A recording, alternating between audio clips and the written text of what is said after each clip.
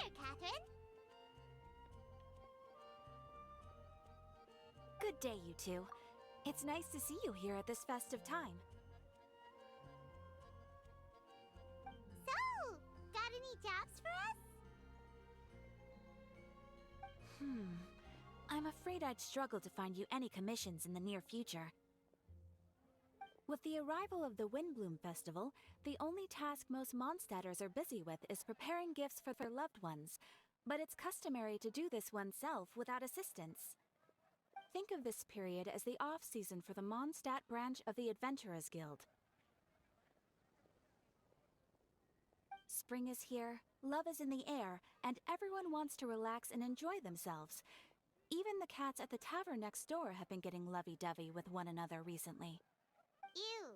You know that feeling you get when you burst out the doors after a nice nap, hoping to make it to the store before the limited edition drinks sell out, only to get there just in time to see the last 2 glasses snatched away right from under your nose by a couple of pesky lovebirds? That's what this feels like. Perhaps you two could simply take this chance to... Traveler! Paimon! Thank goodness I found you. There's something I need your help with. Whoa! Sucrose? Go ahead, Sucrose. We don't have anything else to do right now anyway. Phew. Okay, here's the situation. I've been appointed as the Windblume Festival's special ambassador by the Knights of Favonius this year. My task is to do good deeds for people during this festival of gratitude and love. Nice one! So how did they decide who to appoint anyway? They spun an empty bottle donated by Angel's Share inside a circle with all our names on it. Whoever's name the bottle stopped at got chosen. I think so too. But everyone said that it was to make it fair, so everyone had an equal chance to become the special ambassador. The thing is, I'm not great at dealing with people, so I was really daunted by it at first. But I'm still glad that I got this role. Luckily, I came up with a way to spur myself on, which has helped. Have a look. Is that a test tube? Yep, every time I do a good deed for someone, I get them to breathe into a test tube. That way, I can collect everyone's breaths of joy. Sounds fascinating. Are you gonna use them in your research? Yes. I believe these breaths of joy will serve as valuable raw materials for alchemical transmutation. With any luck, I'll be able to produce something truly miraculous. Darn, now Paimon's hungry. Wait, you're doing this on purpose, aren't you? Actually, I meant something even more exciting than that. I can't say for sure until I have more test results to confirm my hypothesis, though. Alchemists mustn't make claims they can't live up to. Anyway, I'm still missing one final breath of joy. Oh, is that all you need help with? That's it! Just treat Paimon to a sweet madame. Then you'll get your last breath of joy. Hey, come on! Paimon's doing her best to help, okay? So, does it need to be more like official or ceremonious or something? No, joy isn't measured in those terms at all. Let me put it this way. Have you ever planted a fruit seed and cared for it while it grows? In the same way that those tender, sweet fruits are the product of your time and effort, the amount of joy derived from an experience is positively correlated to the degree of hardship overcome during it. For example, in my case, I would say that to experience a statistically significant amount of joy, I'd have to do something like spend 6 months developing a medicine formula to a point where it was finally consistently effective. Similarly, in order to collect a significant amount of joy from other people, I have to find ways to do something sufficiently challenging on their behalf. Oh, Paimon gets it now. Long story short, you want us to help you find people for you to help. Oh, that's pretty tough given that it's the Windblume Festival and all. Oh, I figured since you're such experienced travelers, you might have some ideas. Really? You have a plan?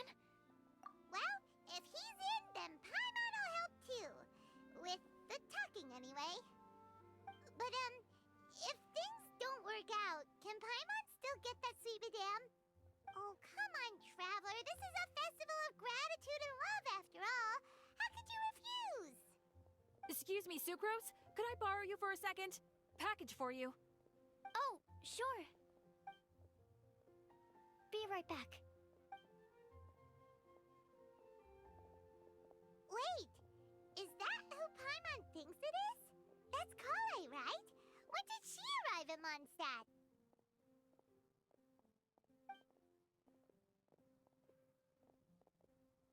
Let's go say hi!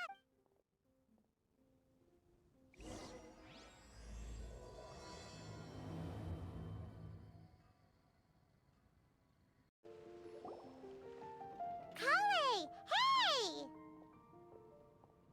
Oh, hey you guys. What are the chances? You were staring into space just now. Something the matter? No, don't worry. I'm fine.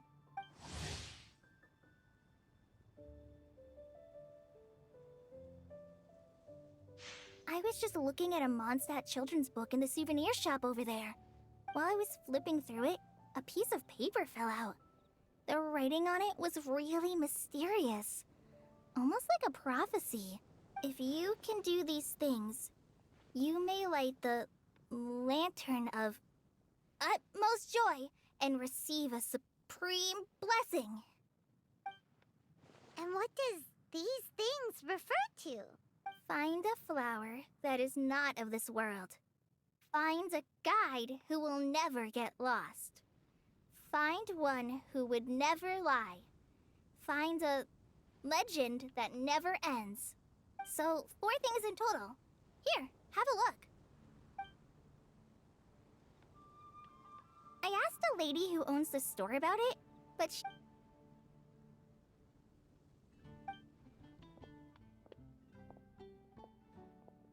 Hi there. Sorry to butt in, but what's the name of that storybook you just mentioned? Oh, it was called The Boar Princess. That is strange. I've read that book, and it sounds like that note you found has no relation to the story at all. Do you know her? Let Paimon do the honors. Kale, this is Sucrose, an alchemist with the Knights of Favonius. And Sucrose, meet Kale. She's a trainee forest ranger from Sumeru's Avidia Forest. Hello. Hi.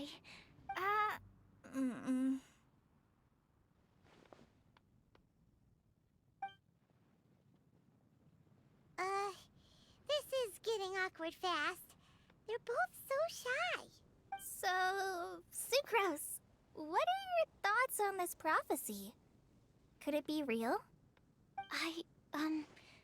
Without having done any research, I couldn't comment definitively. But if you want my subjective opinion, I don't think that it's a nasty prank or anything. The only people who read children's books are those with a childlike wonder and imagination. Or children, of course. I'm sure that whoever put this prophecy there would understand that. Would they really do this just to spread lies and ruin someone's innocence? I can't imagine anyone being so cruel. That's a great take! I love it! Exactly! Who would want to hurt a child's feelings? Okay, so what do you think the blessing is, Sucrose? If I had to guess, maybe a fairy that can make people's wishes come true or something? I haven't read many fairy tales, so this is pure speculation, with no other information on hand or prior research to compare against. I'm afraid it might not even be— Wow! Her guesswork is really good, though. I want to pick her brain some more. But will she find it annoying if I keep asking her questions? We've only just met after all. What's the best thing to say to someone you're meeting for the first time?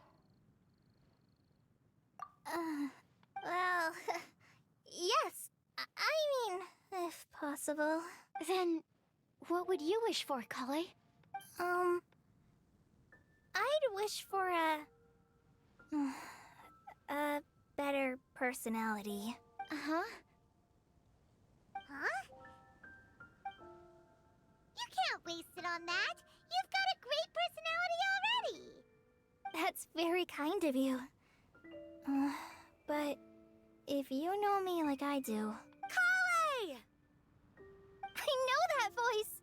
It's...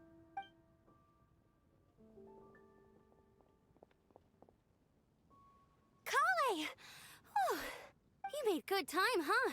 You're way earlier than I expected. I spotted your green hair way off in the distance. Good thing my eyes are sharp, or I'd have missed you. Amber!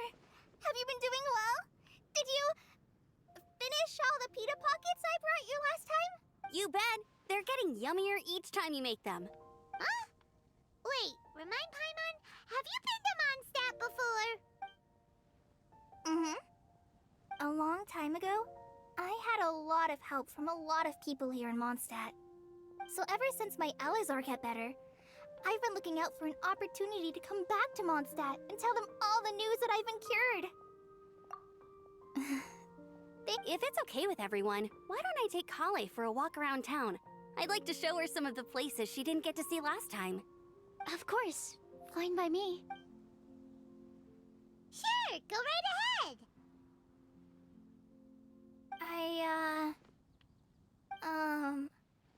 Sorry, Amber. I agreed to meet my traveling companions by the city gate in a few minutes, so I can't go with you just yet. Oh, that's all right. In that case, you guys go rest up, and I'll go see Master Jean to ask for some time off. Oh, okay. Traveler Sucrose, could you look after Kale for now? I'll come get her later and take her out. There's still a whole bunch of people I need to introduce her to. Sure, no problem. Awesome. See you later then.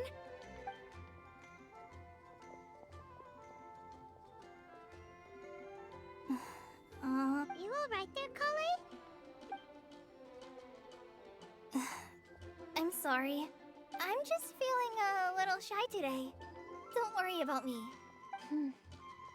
Amber wants to introduce me to more of her friends. Am I gonna be able to cope? I've only met Sucrose so far, and I'm already struggling to make conversation. I wish I had a little more self-confidence. Then I'd find it much easier to make friends with people. It's nearly time! Let's go to the gate and see if they've arrived.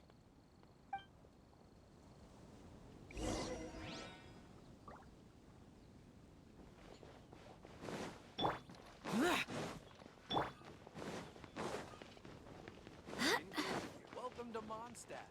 Hope you enjoy the Windblume Festival.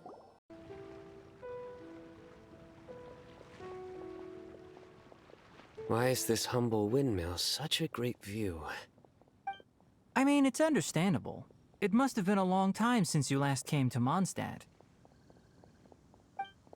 Because it is the true Great Vayu Viastra?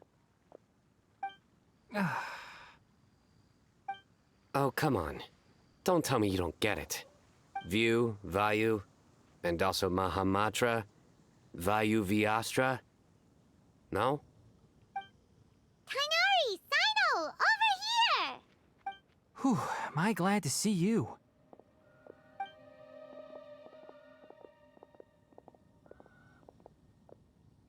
And who's this young lady? Master, this is Sucrose, an alchemist with the Knights of Favonius. We just met. Sucrose, this is my teacher Tainari. He's a highly respected forest watcher in Sumeru, and he's also a very famous botanist. Kale's exaggerating. I'm Tainari. Pleased to meet you. So you have a teacher as well. The pleasure is all mine, Tainari, sir. Yep, he's extremely knowledgeable too. And this is General Mahamatra Sino of the Sumeru Academia. He's really famous in Sumeru as well. Greetings. Though if I might say so, we're purely here for personal reasons. You needn't be unduly concerned with our official positions. And Kale, there's no need to use my full title. Sino is fine. Or sir, if you absolutely must. Indeed. We're not here in an official capacity, just to keep Kale company on her vacation. Keep me company? But it was you two that insisted on coming. Kale is very important to us. We felt obliged to ensure her safety on the long, treacherous journey to Mondstadt. But I've been here on my own loads of times before. What about your work, though?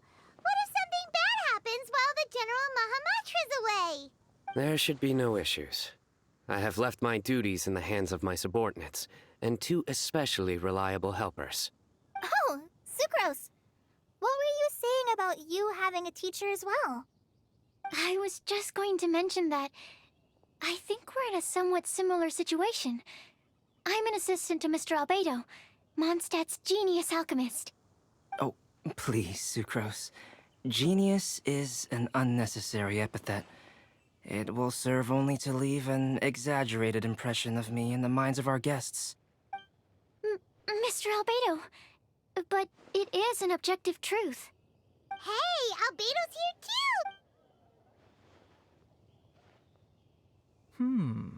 So tell me, Sucrose, since your specialty is bioalchemy, what do you know about the antitoxic properties of the calla lily? Wait! Can we hold off on the nerdy topic for now? Paimon doesn't want to be left out. Oh, as it happens, I've studied the calla lily in quite some detail before, with it being a species native to Mondstadt. I wrote a whole report on my findings. If you're interested, Mr. Tainari, sir, I can go get it for you.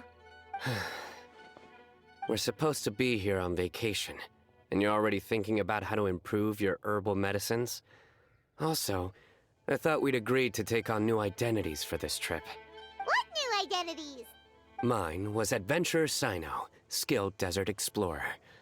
Tainari's was technological consultant to the treasure hoarders, and Kale's was traveling musician. Very much so. I do wish some of the less cautious adventurers in the Avidya forest would consider coming to Mondstadt instead. What Philanimo mushrooms lack in texture, they make up for in not causing vomiting or diarrhea. Are you contemplating using some compounds from the calla lily as active ingredients in a targeted antidote? Yes, I gathered a few on the way here, and my initial research suggests to me that it could be worth a try. Okay, I got it. But it takes a huge amount of experimental data to conclusively prove how different drugs interact. Estimating the total development time would be very difficult. Add in the time for procurement and delivery of essential materials, and I'm not sure if we could complete development before you need to return.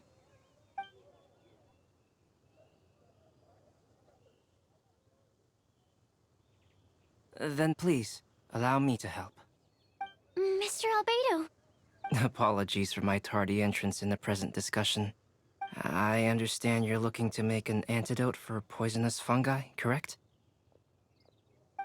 If you happen to have some samples with you, or relevant documentation on hand, perhaps you might give me the chance to review them later.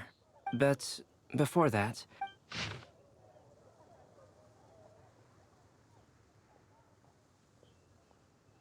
Food and lodging arrangements? Were you quietly writing this up the whole time? Paimon didn't even notice! Hardly.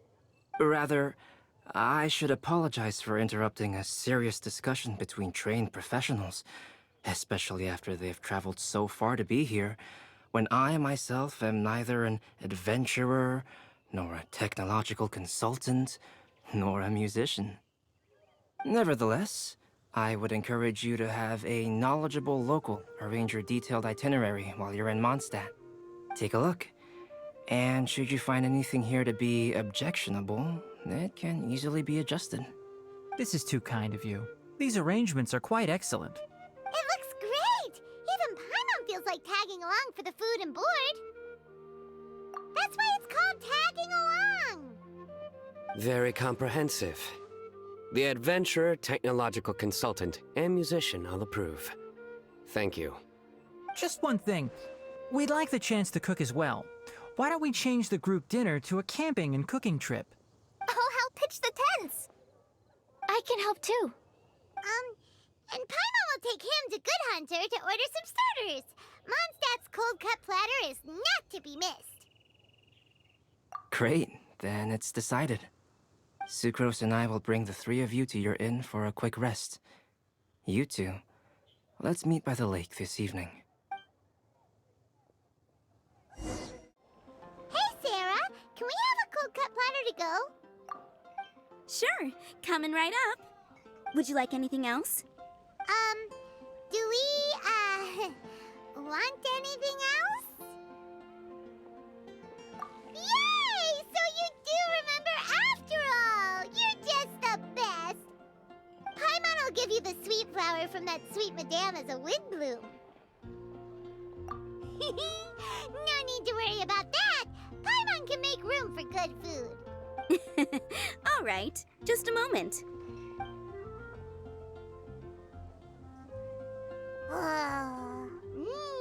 That was great. If that was a Windblume treat, then Paimon wishes it could be the Windblume Festival every day.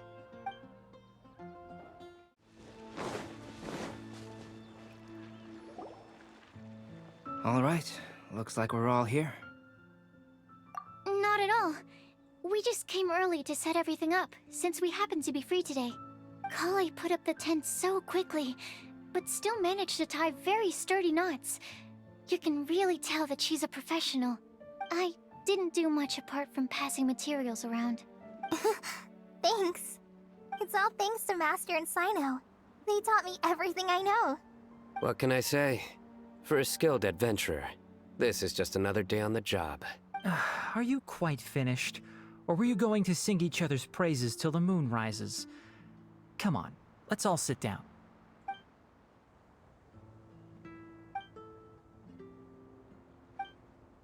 That sunshine sprat was really very good. I didn't watch you cook it, but I believe that the prominent umami flavor of the dish owes itself to more than the fish alone. That's correct. Any further deductions? Let me think. The aroma was quite uniform. Unlike that of a spice blend, it was also unfamiliar to me. So I would venture that it was a Mondstadt specialty. As far as edible Mondstadt plant species are concerned, calla lilies are usually used in soups. So if I had to guess, small lampgrass? That's right. I've long heard that Sumeru's fish with cream sauce is noted for its gentle texture, which brings out the tenderness of the fish. Here in Mondstadt, we're not quite as varied in the use of spices as in Sumeru, but the principle of bringing certain distinct flavors to the forefront through combinations of natural ingredients is very much the same. I liked it a lot. I'm curious as to the exact ratio of ingredients. I'll write a copy of the recipe for you. Would anyone like to try the nutrient-dense meal I made? I'll have some. What about you, Kale? It doesn't look like you've eaten very much. Is your appetite low at the moment? No. I just don't eat a lot normally.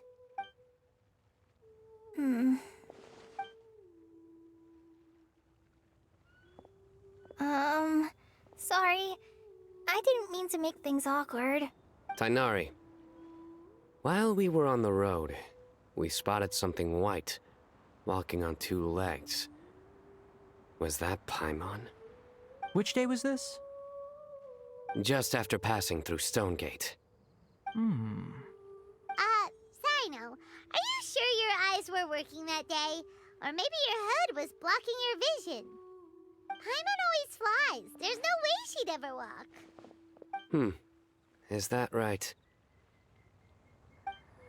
I thought that you'd made me snacked on too many local ground nuts.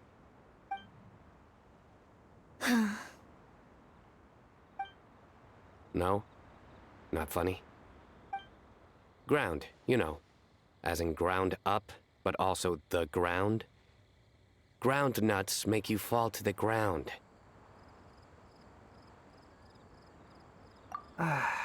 Think of this as part of the process of getting to know Sino. The bright side, these jokes show that he thinks of you as his friends. Still, we could test the hypothesis. What hypothesis?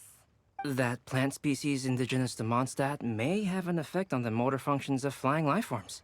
Hey! Paimon's not your test subject! By your logic, wouldn't that mean that eating, say, Zaitun peaches, that would make us sick Paimon Peachy in no time or something?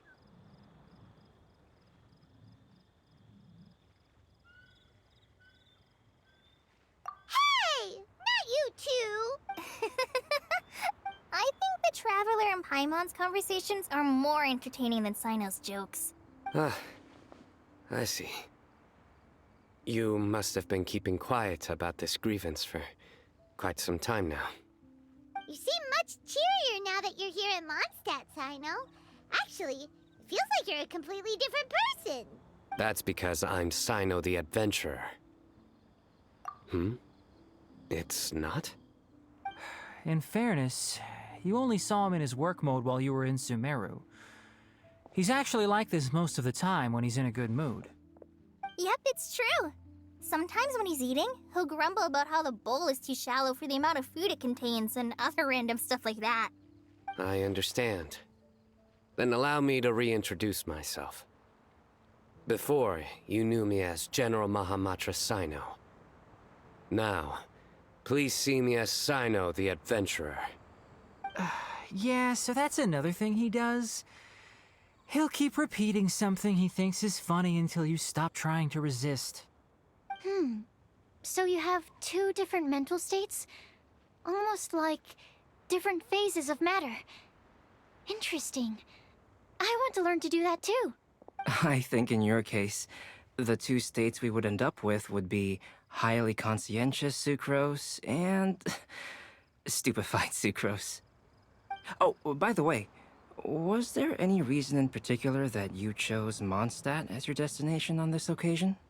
Oh, well, Lisa once told me that the Windblume Festival is one of Mondstadt's biggest events of the year. I wanted to take this opportunity to give everyone a Windblume, as a token of my heartfelt gratitude for everything they've done to look after me. Plus, it was a good chance for Kale to get out and meet some new people. Kale Lily. What? Kale's Windblume. Maybe she should call it a Kale Lily. It sounds very Mondstadt. There's also cauliflower, which would technically make more sense. But somehow, it doesn't sound as nice.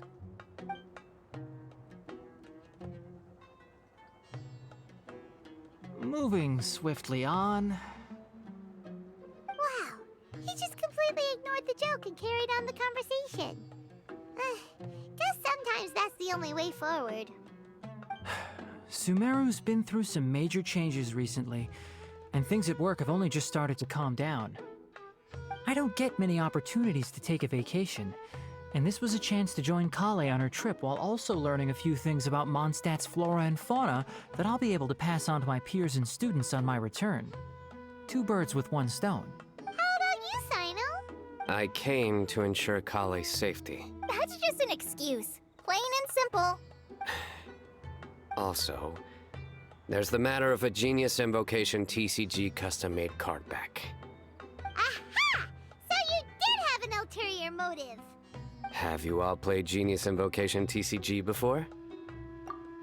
And that is why I am proud to call you my friend. When I first began contemplating getting a new card back, I asked around before eventually deciding to ask the legendary Mr. Calx for guidance. A friend of mine, Sawada, whom I played cards with on occasion, had been to Inazuma for the Irodori Festival. He told me that Calx was a Mondstadter, so I should try my luck there. Calx? Isn't that... You mean, he's a friend of yours? I see. So, you came to Mondstadt in search of Calx. No, that is inaccurate. I came here principally to protect Kale. You most certainly did not. Kale's been here on the quiet numerous times, and this is the first time you felt the need to join. Not only me, same applies to you too, doesn't it? If my writer friend were here now, I'm sure he would describe this curious coincidence as having... Oh, here he comes. Wait, you mean you're Mr. Calx? Having my new friends address me by my pen name feels... somewhat unusual. Please, just call me Albedo. Huh. So you're Calx. Sino's been talking about you non-stop recently. He's intent on getting you to design a bespoke card back for him. You didn't have to say all that. I don't usually take private commissions, but I believe that we are friends now, all of us. Our conversations have been deep and interesting, and Sino, your passion for this game is indeed one of a kind. I can see it in your eyes. Obviously. And given that you've come all this way from Sumeru to see me, I'd be quite honored to take this commission. Wow, your teacher's so nice. I feel the same about yours. Well, they definitely have different personalities, but they're similar when it comes to their character. So, how much should I budget for the timeless masterpiece you will produce for me? Surely, timeless masterpiece is something of an overstatement. Any artwork fit to appear on the reverse of my card decks is by definition a timeless masterpiece, even if I do say so myself. Don't mind him. These TCG nutjobs are all like this. I see. So, this has an almost religious significance. Well, for starters, I'd like to hear a few more of your jokes. My jokes? You like them? I do. Really? I didn't see you laughing. Yeah, well, the joke's ability to induce laughter is a separate matter, but I certainly find them fun. If I might interrupt, does anyone else smell something strange? My nutritional meal! Will it be okay? Should we go over and take a look too?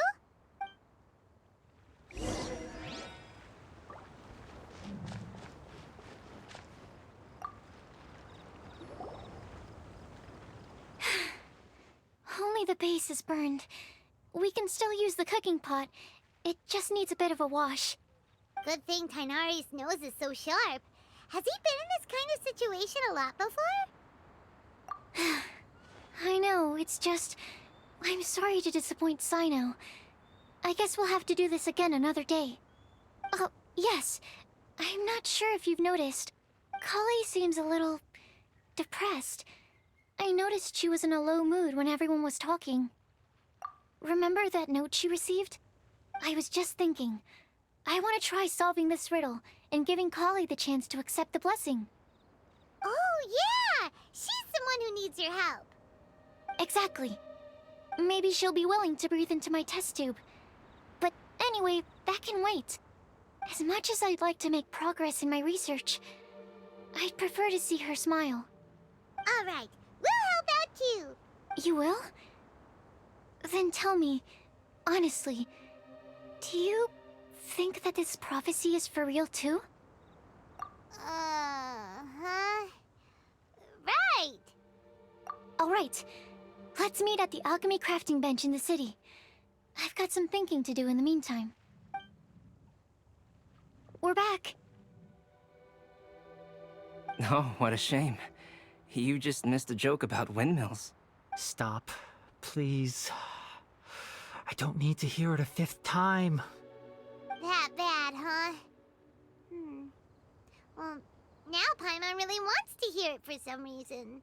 Didn't you say you want to see the Dragon of the East at some point? When are you going? Tomorrow morning. And you? What are your plans? I'll go into the mountains to have a stroll and collect a few plants as samples. Oh, perhaps I could join you? I'll be looking for inspiration for these card back illustrations. Found you! I knew I was onto something as soon as I saw the fire. Wow, you have really sharp eyes. That's an outrider for you. Uh-oh. Did we break the fire safety rules or something? Actually, you didn't. Strictly speaking, you should have reported your plans first. But since two of our very own alchemists are here, I'm happy to look the other way. Ah, yes, introductions. I'm Amber, and this is the Reconnaissance Company Captain Eula, a good friend of mine. Good evening. You are friends of Kale, yes? A pleasure to meet you.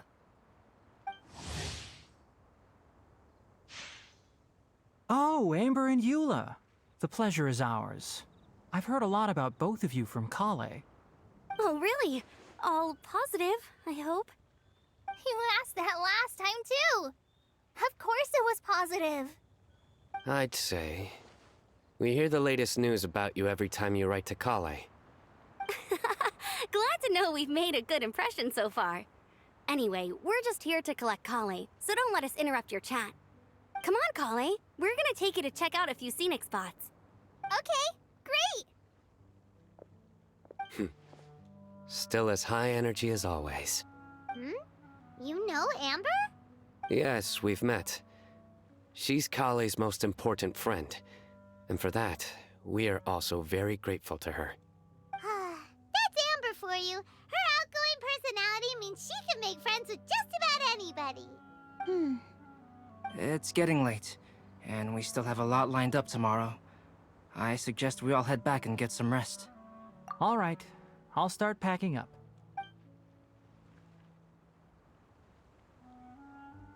You're gonna get the tone-deaf bard to check out that note, aren't you? Guess Paimon knows you pretty well, huh? Knowing him, he should be hitting the taverns around this time. We can go corner him and make him answer our questions. Let's move!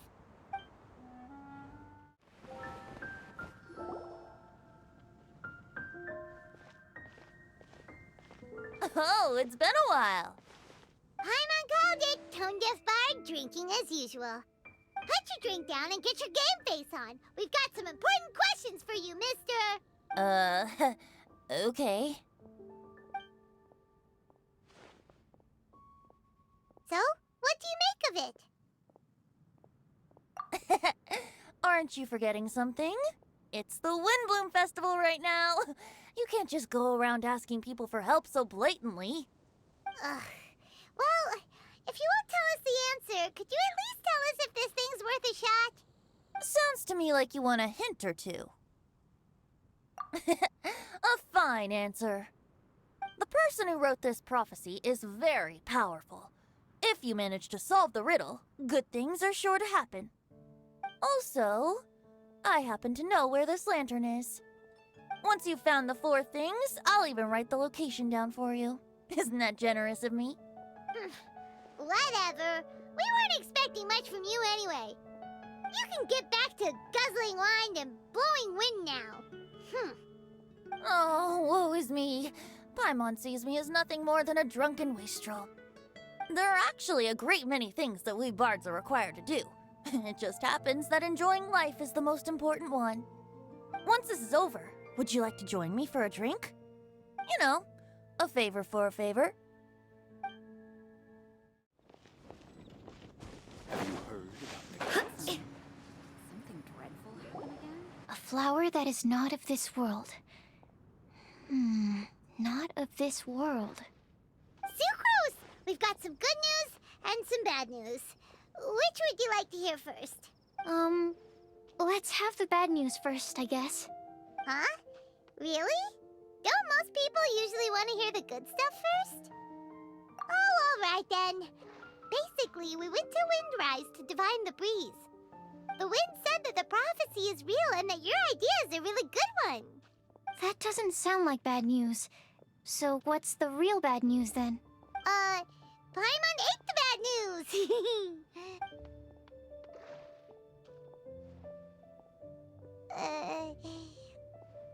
Blame Sino. If it's not funny, then it's his fault. It's fine. Well, that puts my mind at rest. Now, back to the other issue I've been mulling over. I was thinking about the flower that is not of this world. It could mean a human-cultivated variety that doesn't occur in nature. But that's basically claiming that it doesn't come from this world in the first place, when actually it's just a variant of an existing breed. So, the initial question is, can the flower's origins be traced back to a natural organism? If so, it cannot be correctly described as not of this world. But then, supposing we identified something outside of that category, whose job would it be to decide whether it belongs in this world or not? Then the question becomes, do of this world and from this world mean the same thing? Or is it deeper than that? Whoa, slow down! Paimon's head is already starting to spin. Okay, I did have one other line of thought as well. What about a flower created using alchemy? Would that be not of this world? Albedo may know the answer, but asking him right away would be like asking the teacher for the answers to your exam paper. It would render our search for the truth meaningless. I'd rather try and figure this out for myself. Could it be the Windblume? Oh, now that you mention it, that's definitely a possibility. The Windblume doesn't refer to a specific flower. Everyone defines what it means for themselves. In which case, the Windblume doesn't exist in reality. This does seem like a promising direction. I've made a note. Okay, I better go read up on this. Yay! Paimon was actually useful this time! Guess we have that sweet madame to thank, huh? I'll need some time to prepare. Could we meet up here in, say, 2 days' time? Sure thing! In the meantime, we'll also think about the other 3 riddles in the prophecy. But, since we're really going for this now, shouldn't we say something to Kale about it? I originally wanted to leave it as a surprise for her, and I also didn't want to get her hopes up over nothing. But you're right, Paimon. I'll need to be careful how I word it. But I'll try to find some time over the next couple days to mention it to her. All right. Thanks so much.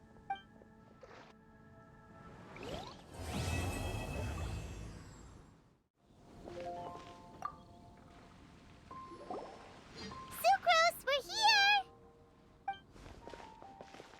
Oh, Traveler, Paimon. I only just arrived myself, so I'm still getting ready. Ah, and Kale just passed by a moment ago. She said she had some things to sort out at the inn where she's staying, but she'll meet up with us when she's done. Apparently, Tainari and Sino both went out, but she stayed behind because she wanted to help us. Not too bad. After reviewing it again with fresh eyes, I came up with a new theory which seems to hold some water.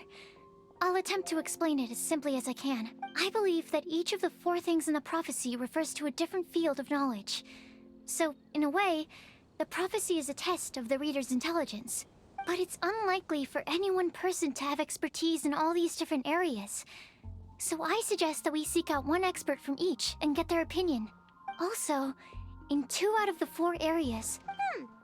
So it sounds like we should put our heads together and list out the people who can help us. Exactly. I think we can go through each riddle in turn and generate 4 groups of names to match the 4 questions. Alright, then let's start from group 1. The first riddle was, a flower that is not of this world.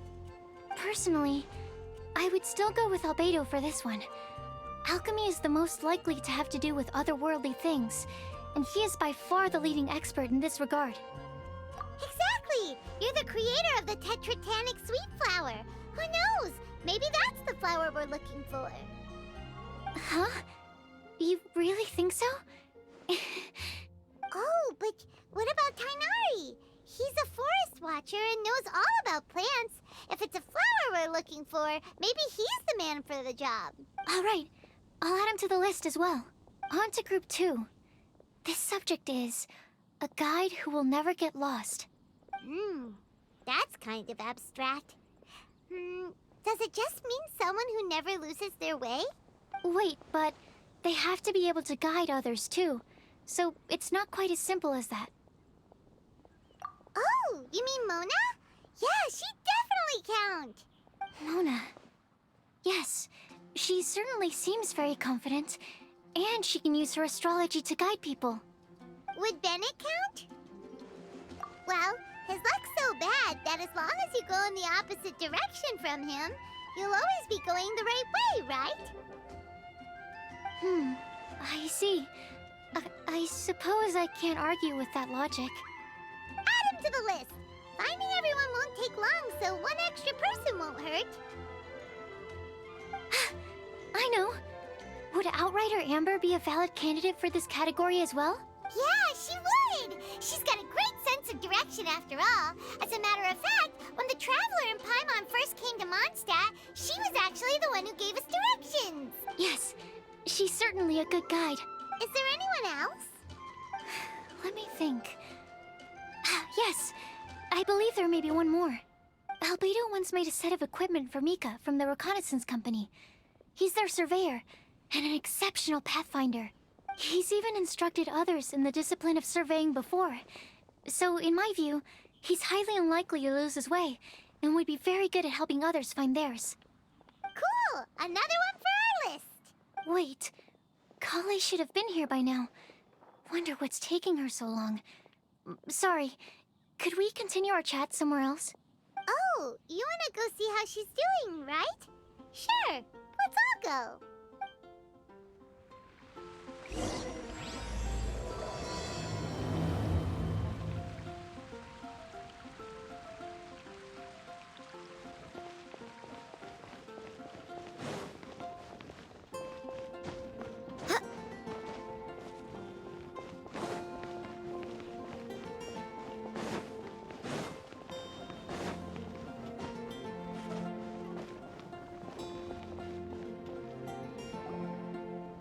Hi, Kale. Hope we're not intruding or anything. Is everything okay? Sucrose! I was preparing some stuff. Is it time already? Oh no, I'm sorry.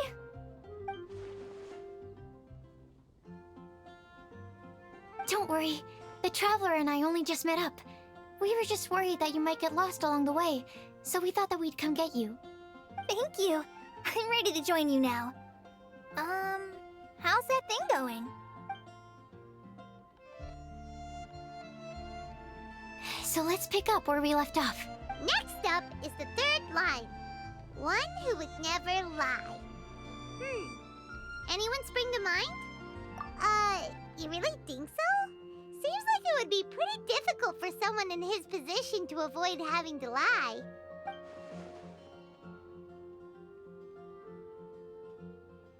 Then what about Kaya? He's the cavalry captain and a rather popular figure, but... You think there's something fishy about him too, huh? Yeah, he's definitely a sneaky one. Bet he lies all the time. I can't help but agree with you there. There's the tone-deaf bard. But on second thought, he wouldn't qualify either. He talks way too much nonsense. Is there anyone else we're missing? Acting Grandmaster Jean? She has a good name in that regard. But from what I know, she sometimes covers up the truth out of concern for those around her. For example, when Lisa loses track of time in the library and misses her patrol shift, Jean will come up with some excuse, like Lisa's ill today. Also, she sometimes makes up stories to get Klee to behave, like the one about the big monster that comes to catch naughty kids who don't go to bed on time. Do you think that rules her out? White lies are still lies, but do we really have to reject her because of some harmless fibs? It's not like she had evil intentions. No, we're the ones being strict. Rosaria doesn't strike me as the type of person to lie. Oh, Kale, you probably haven't met her yet, have you? She's a sister from the church who looks, a little scary and not very sociable. She stopped by the alchemy bench once, a long time ago, and asked me about Albedo. I thought maybe she was trying to find him, for work or something. But when I asked, she just said that she was curious about him because he was so intelligent, and wanted to talk to his assistant to find out what he was like. A lot of people might have given a more tactful justification, but I could see in her face that she wasn't trying to hide anything. She was just very direct and straightforward. That's why I don't think of her as the lying type.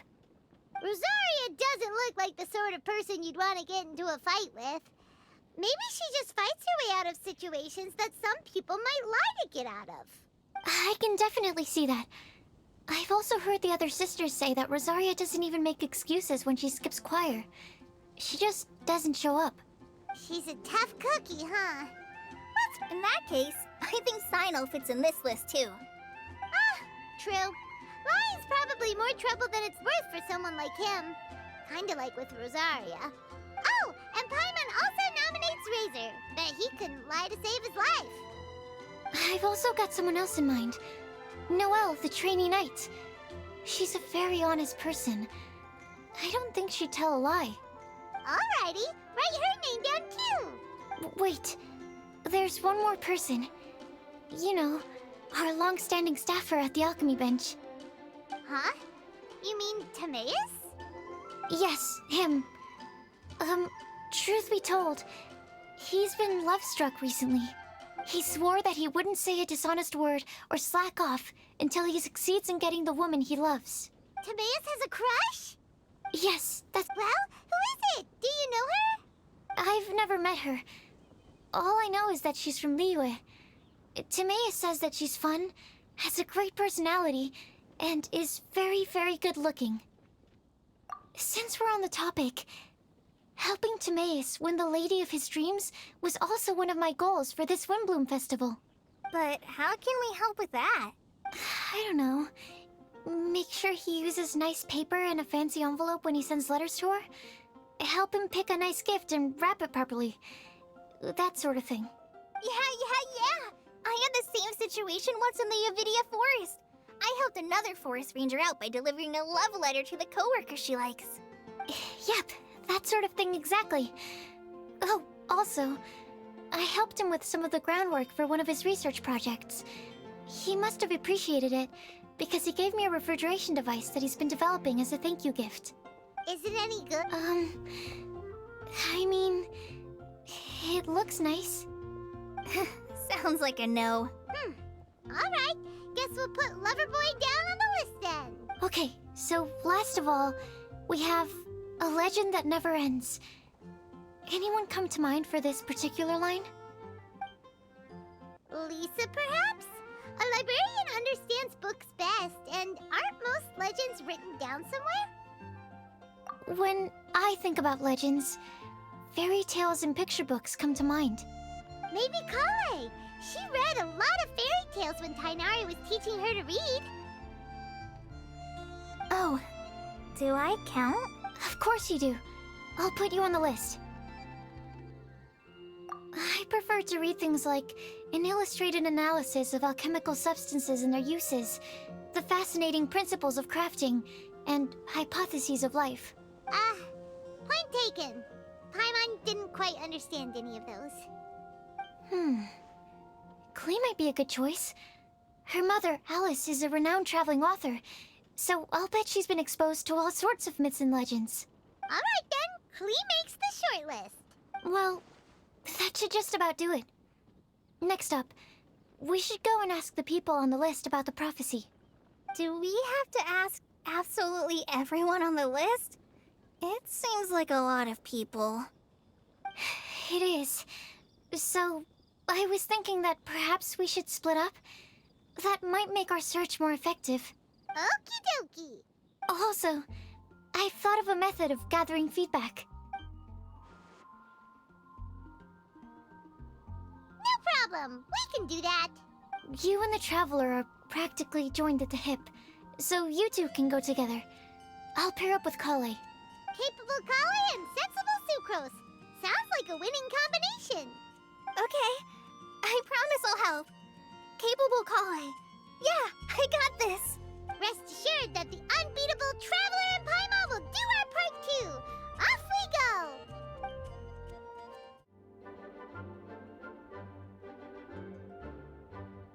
go. Stronghold. That's an, interesting word to use. Maybe den? No, that's even worse. How about layer?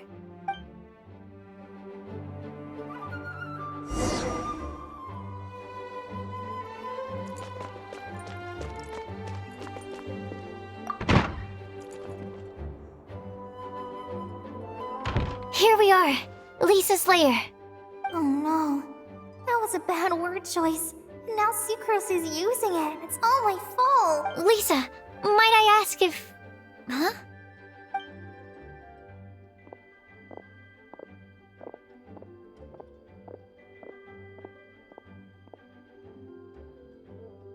Sucrose. Kale. What are you doing here? I can only sucrose that they were Kale-ing on someone.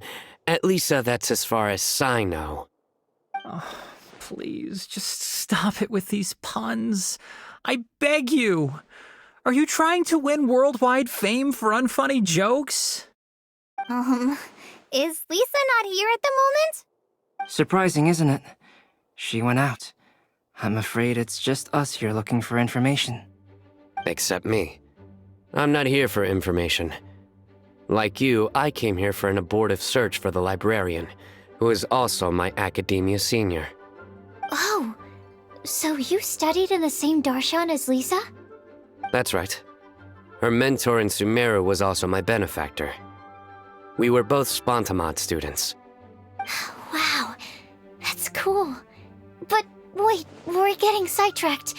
We came here to look for some information. Kale and I are investigating a prophecy, and we were hoping you all might be able to help. Oh? What sort of prophecy?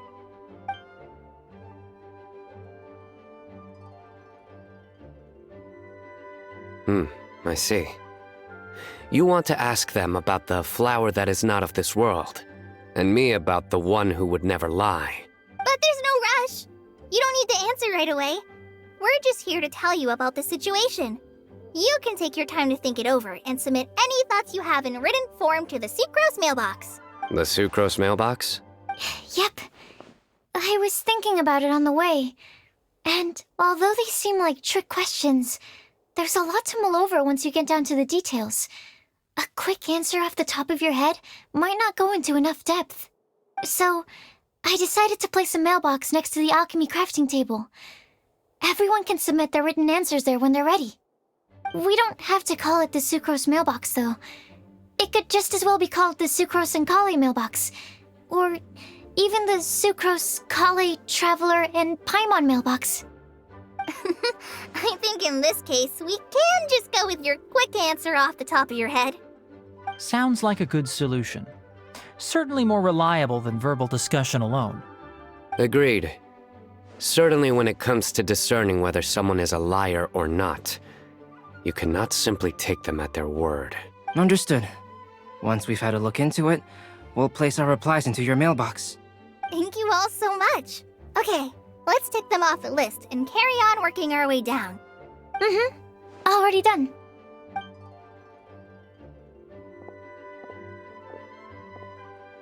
I'm pleasantly surprised to see those two introverts getting along so well. Do you get the feeling that Kale's return to Mondstadt has emboldened her more contrarian side? Yes, I'd noticed that too. Traveling and meeting old friends are both good for the body and soul. And isn't rediscovering one's youth while revisiting old haunts a worthwhile pursuit? When I first met Kale, she'd never known happiness or youth. But things are different now. Her Elazar being cured was a huge milestone in her life. Kale is a very sensitive and introverted child. I'm sure you must have noticed that too, Albedo. From the time she's been in my care, I've observed that she's actually a very lively character by nature. But she had a very rough start in life, and it changed her. So, might I assume that your respective claims of looking for plants and artists in Mondstadt were just pretexts? I wouldn't say that. Both Kale and Genius Invocation TCG are very important to me. Would it really kill you to just say yes in this situation? Fine. Yes, we came out of concern for Kale. She's been back to Mondstadt of her own accord several times, but it has led to no significant improvement in her mood. Well, it won't hurt to give her some more time. I believe that Sucrose might be able to help her. Sounds like an extension of your own self-confidence as her teacher. You could say that. In a similar vein, I've heard that Sumeru scholars often build their social relationships based on their academic ones. Is that true? I suppose it might look like that from your perspective. Sumeru society is something of a special case. The reason it is known as the City of Learning is because all of its resources are in some way linked to academia. As such, academic resources equate to social capital. It is not unheard of, for example, for people to build a family in order to pursue further studies. But the relationship between the three of us is not an academic one turned social. We've never even worked on a paper together for starters. Oh, so the academic paper is the nexus of the academic family. Interesting. I would think of us more as siblings. An equal and pure relationship, unaffected by academic considerations. As much as I'd prefer not to admit it, that statement is not inaccurate. I can understand that position. I have a younger sister myself, and it's only natural for me to be protective of her. What you describe fits the idea of a city of learning, as I imagine it. The family is where all social relationships intersect. As such, a family founded on common goal. By the way, who's the eldest between you? Let's not go down this rabbit hole, please. In terms of age, I'm the eldest, of course. He just doesn't want to admit it. But your mental age is younger than that. I dare say even by enough to be the youngest sibling. Perhaps I could bring Kale into this happy family to be your elder sister. No. You will never see me admit to being the youngest sibling. Except perhaps as a last-ditch effort to turn the tables in a game of cards.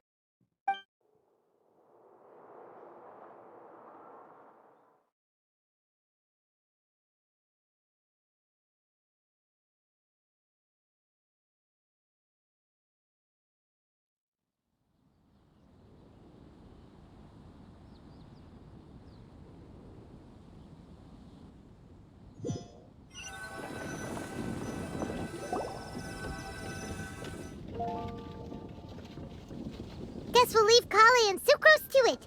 Fingers crossed all goes well for them. Now then, where should we go first? Let's try our luck at the bulletin board, shall we? A lot of people tend to show up there at some point in the day. Maybe we'll get lucky. Nice! Just as we hoped! There's a load of people here. Huh? Even Lisa's here. Hey there, Traveler and Paimon. It's been a while. How have you been? We've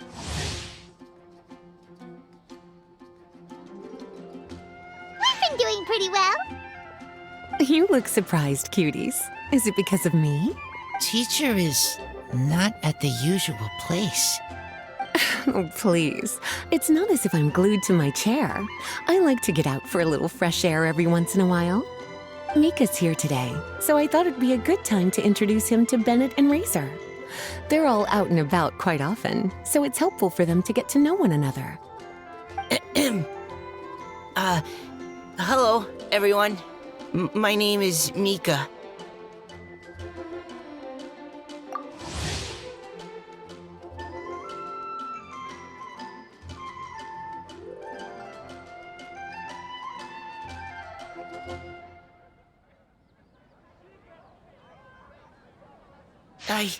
I look forward to working with you.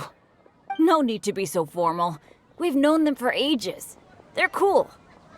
Windblume. Fun? Actually, we haven't gotten to the fun part yet. We've been busy investigating a prophecy.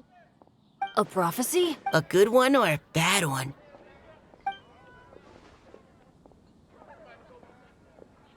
Gosh, that all sounds quite fascinating. I can't believe I made it onto your list of names. You really think I'll be able to help? Believe in yourself. Right. Believe in yourself. You're a first-rate adventurer, Bennett. Okay, then in that case, I'll step up and present my thoughts on the matter.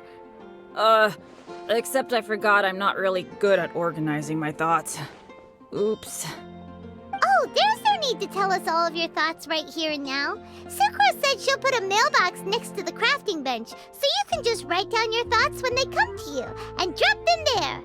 A meticulous and efficient plan. Yep, that sounds like Sucrose. I will think also. Give me some time. You still have other people on your list that you need to go see, right? We should leave you to it.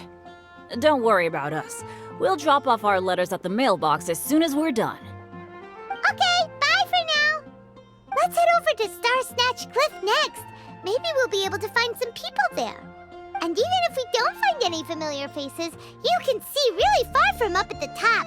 Maybe we can find people that way. Oh, you're working so hard. Do be sure to get some rest when you can. If you get tired, you know you're always welcome to visit me for a break and a cup of tea.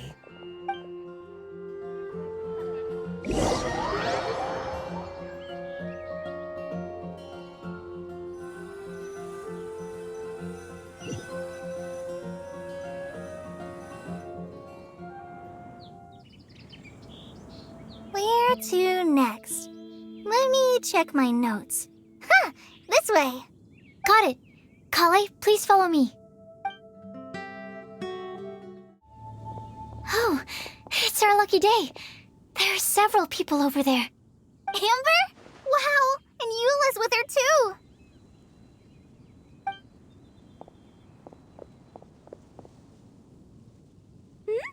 Oh, it's Sucrose! And Klee also spies the girl with the long scarf. Kale, we were just talking about you.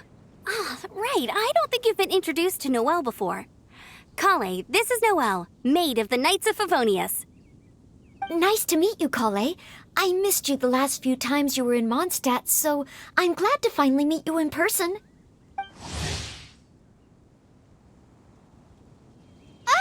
Oh, nice to meet you too, Noelle. My name is Kale. But you already knew that. Relax, you two. There's no need to be so courteous. We're not on some kind of diplomatic mission here. Klee, what are you doing here? Are you planning to blast some fish? Nope. Klee's on patrol with the other knights. Huh. Now that you mention it, it looks like everyone here's a Knight of Favonius except for Kale and me. I'd heard that there was a very young knight in the ranks, but it's still a surprise to see with my own eyes. Kale, what do you do? I'm a trainee forest ranger in the Avidia Forest. Trainee? It means I'm not officially a fully qualified forest watcher yet. I'm still learning. Oh, you're just like me. I'm still working towards becoming a fully qualified knight. Technically, though the distinction is hardly relevant right now. This isn't a very formal patrol. We're just chatting. Don't panic, Kale. Just pick a topic and join the conversation. Don't panic. Whatever you do, don't panic. It's just Amber and her friends. There's no need to be nervous. Let me guess. Were you chatting about the new guests in town? Yep. A few folks from Sumeru have come to visit, so we're brainstorming a few nice surprises for them. Amber! Sorry. At least I didn't say anything about what the surprises are. Oh no. How am I supposed to join this conversation now? What do I say to that? Speaking of nice surprises, we've actually had a fairly big one recently. What kind of surprise? Tell me! I'm saved. Sucrose is giving me a lead-in. Now, I just need to follow on from what she's already started talking about.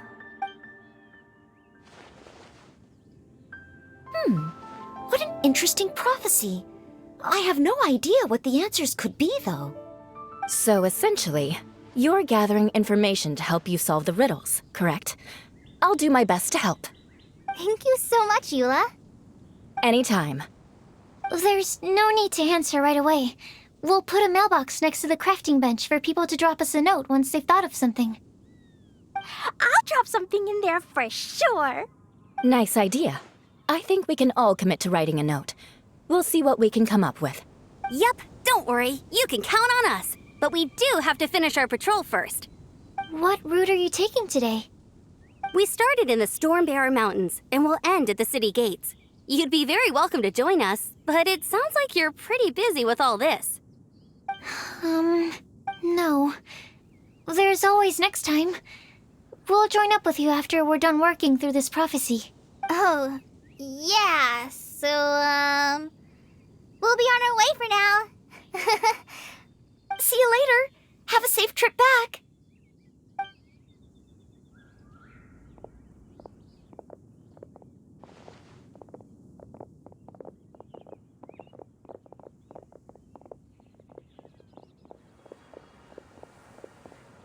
you okay, Kale? Was it that obvious? No, not at all. It just looked like you had something on your mind. So that means it was obvious. Whatever's bothering you, you can talk to me about it if you want. I'm happy to help. Thanks, Sucrose. Well, the truth is, I don't really know how to act around Amber and the others. Really? I thought you two were good friends. We are. Amber's a really important friend to me. I don't know. I guess if I'm being completely honest, the problem's probably with me. The first time I came to Mondstadt, I was really immature. I didn't want to let people in, and I was generally pretty awful to everyone. Amber was the one person who didn't give up on me, and if it wasn't for her persistence, I wouldn't have found a friend at all. Without Amber, I might not even be here today. And because of that, I really look up to her. But after trying and failing for several years, I think I finally realized. I'm no Amber, and I never will be. Looking back, it seems silly that I ever thought like that. We're nothing alike at all. My personality's so... weird. I always get so anxious and I overthink everything. Aw, Kale, don't say that. Sucrose? Would it be okay if I told you a bit about my past?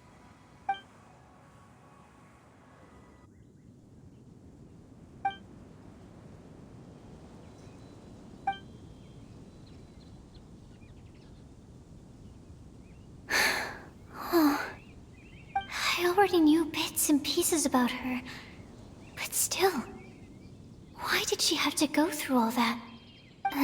I'm sorry. We've only just met and I'm already dumping all of this on you. This is why I get so frustrated at myself. I'm always doing this. I get into a spiral of self-doubt, and then I end up having to find somewhere to vent it all out. No, it's fine. I'm really glad that you're willing to tell me all this. People don't open up about their deepest feelings unless they really trust the other person. Don't you think? At least, I think it's kind of an honor. And, I mean...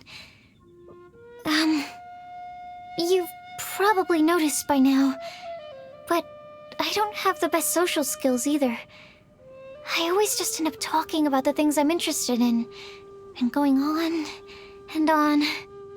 But even so, you still listen to me when I talk my head off about alchemy.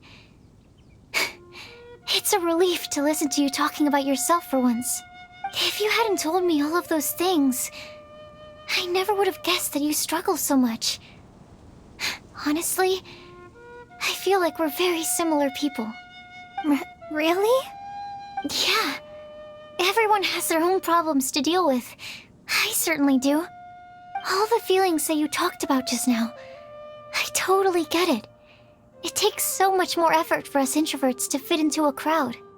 When you were saying about how you try to think about what to say in advance, and you're constantly terrified of saying the wrong thing and making things awkward, I relate to that so much. Oh, and also that part about studying under a genius. In fact, before meeting you, I'd never met anyone who seemed so similar to myself. Oh. I'm not very good at giving words of comfort or anything, and I'm not gonna tell you to just get over it or stop worrying about it. How about we just sit here for a little while? We don't have to force a conversation if we can't think of anything. We can just sit here together. Sucrose has stopped talking, but for some reason, this doesn't feel awkward at all. Maybe she's right, and we're more similar than I realized.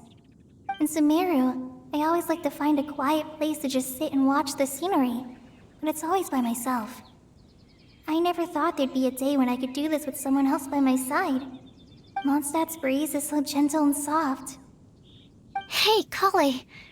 See that cloud over there? Doesn't it look like one of my test tubes?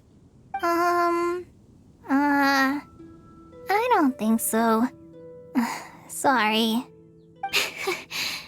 Then, maybe we're not quite on the same wavelength on everything.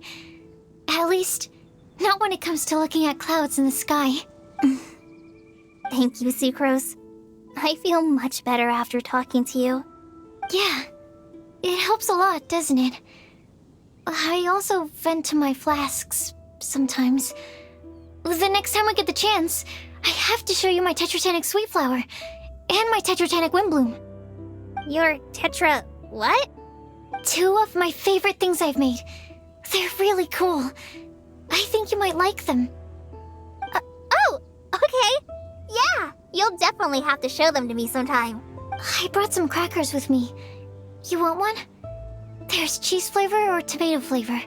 Sure. I'll try the cheese one. Aw, look! They're enjoying the scenery together. Shall we go play with them? No, it's fine. Let them sit for a while. We're not what Kale needs right now. She needs a new friend. Someone different who's never met her before. I don't get it. Is there a difference? There is. You'll understand once you're a little older, Klee. People can draw different kinds of strength from different kinds of friends. And right now, Kale needs someone that's just not the same old me.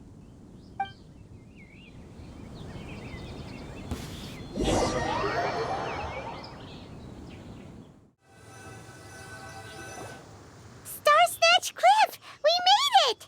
Paimon hopes we find someone we need here. Help! Oh, I beg you, please don't let go! Who's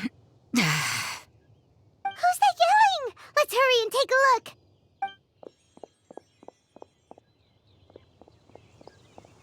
Timaeus? And we also have Rosaria and Mona? What kind of mishmash ensemble is this? Good question. What kind of a motley crew is this? It's been a while, Traveler. You two are looking pretty good. I trust you've been well. Yep, we're definitely faring a lot better than this poor guy on the ground. Hey, please don't rub salt in my wound. I really have been trying my best. Oh, you're one to talk. If this sister hadn't grabbed you in time, then you'd have been seriously hurt, if not dead. I know. I really am grateful, miss. I can't thank you enough. Don't mention it. Just lending a hand. Quite literally. And had she not lent him a hand and pulled him up, he would have gone tumbling down the cliffside. What happened? Did Timaeus almost fall off the cliff? Well, so what actually happened was I came to Starsnatch Cliff today to pick some flowers and ran into Mona on the way. She took a look at her scry glass and advised me to turn back because it would be dangerous. But you still came up here anyway? Well, yes, I did, because there's something I just had to do. Oh, I hardly think giving flowers to your crush is worth throwing one's life away for. It's rare to run into someone with a death wish in this area. I don't have a death wish. I just didn't think it would really come true. I mean, when Mona said it would be dangerous, I thought I'd be fine as long as I watched my step cautiously. I'm sorry, okay? I was wrong. I'm telling you, I'm just here chasing the love of my life. Love-struck Mondstadters is what the Windblume Festival's all about. Okay, that explains you. But why is Rosaria here? I was looking for a quiet place to escape the crowds. I wasn't planning on having to save a life along the way. So that's why the scry glass just showed danger instead of fatal danger. Very funny. Anyway, Traveler and Paimon, what brings the two of you to Starsnatch Cliff? Just trying our luck. We've got a lot of people we need to see today, so we've been all over the place. Actually... Huh?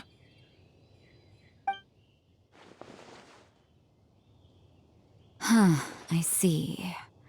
So all we'll need to do is find some clues, make a note, and drop it off at the mailbox?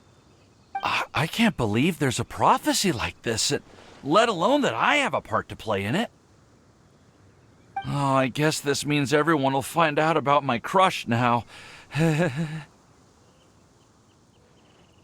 I came here because I wanted to give some Cecilias to the girl I love. They'll really suit her. She's... No one asked. Please, do not subject us to your gushing about your girlfriend.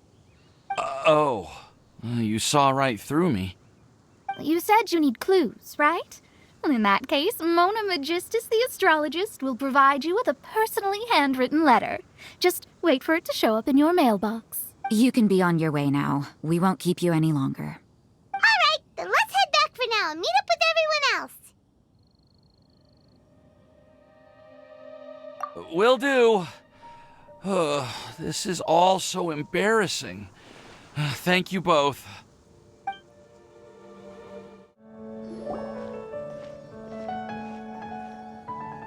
We're back!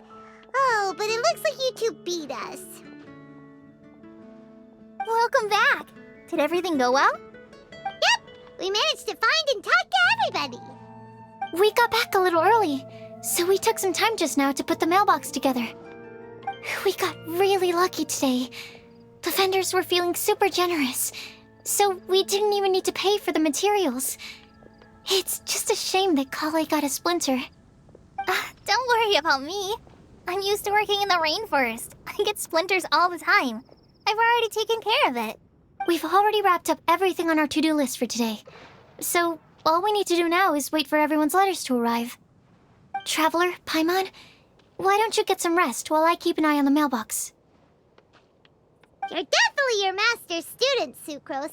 As long as you or Albedo are around, Paimon can relax and know that everything's taken care of.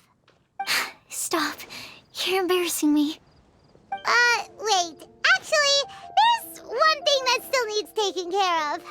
Paimon's starving. Hey, Traveler, you wanna get dinner? Your treat. I'll go with Sucrose to return the leftover materials to the vendors. You two, go get a proper meal. We can't have anyone going hungry. Yeah, now would be a good time for a break. Once everything is ready, let's meet up here again and collate all the information we've gathered. Sounds like a plan. Have you heard about the chasm?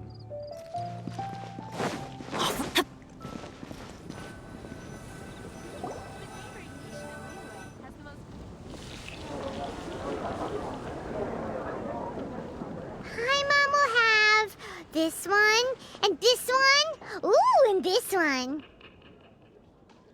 Hey, Paimon's really hungry! And don't forget, Paimon's also ordering for you, too. It's not like Paimon's gonna eat everything by herself.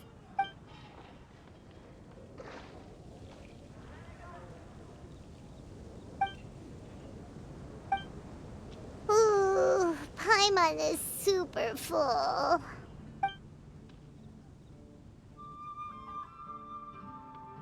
Is everything packed up and ready?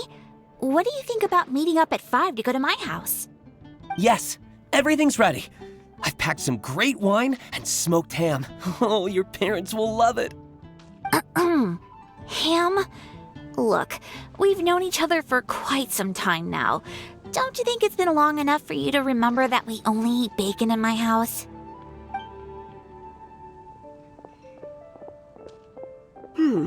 I must remember to get some milk today on my way home. Please, feel free to pay a visit to Cat's Tail anytime. Enjoying the scenery? Oh, Tone Deaf Bard! Are you here for some food as well? Oh, I can put something on your tab? Well, that's a pity. I already had a few drinks before coming here. I shall take you up on your kind offer another day. There should be no shortage of opportunities in the future. Anywho, you should be getting ready to thank me. I come bearing good news. What kind of good news? Behold!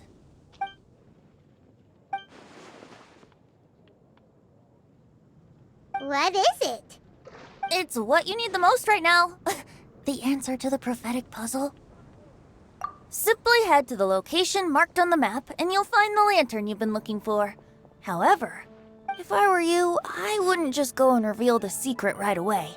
As you've seen, a lot of people have been laboring hard to uncover the answer. A secret is like a well-aged brew.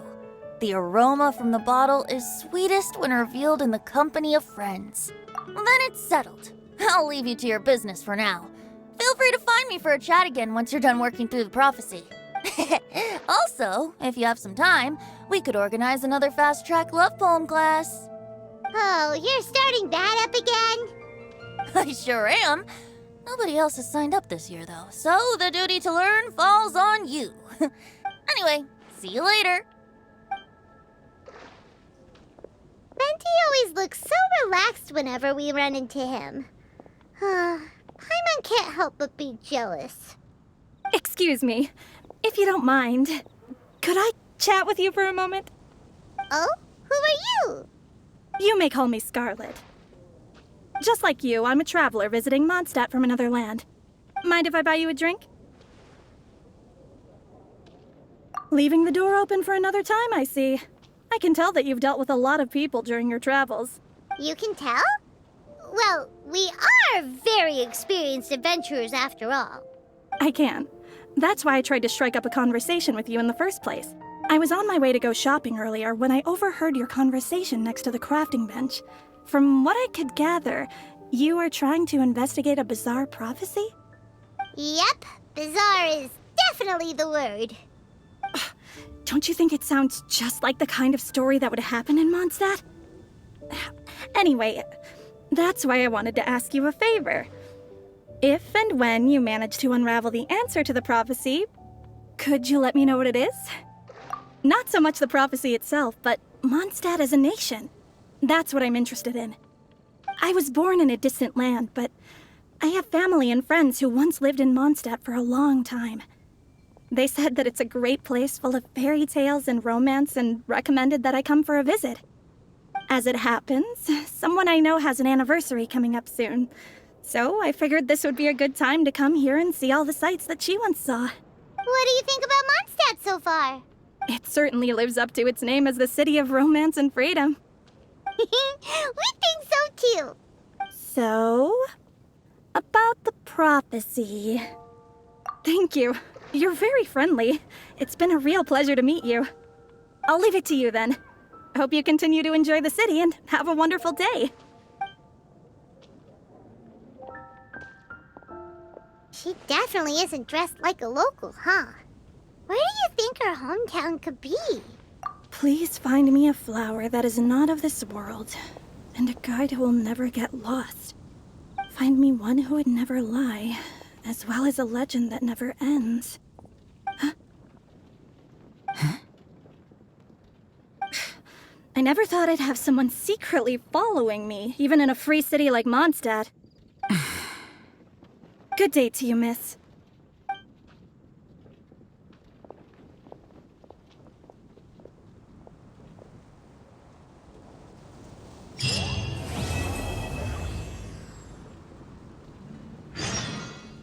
Let's go meet Sucrose and Kale at the crafting bench.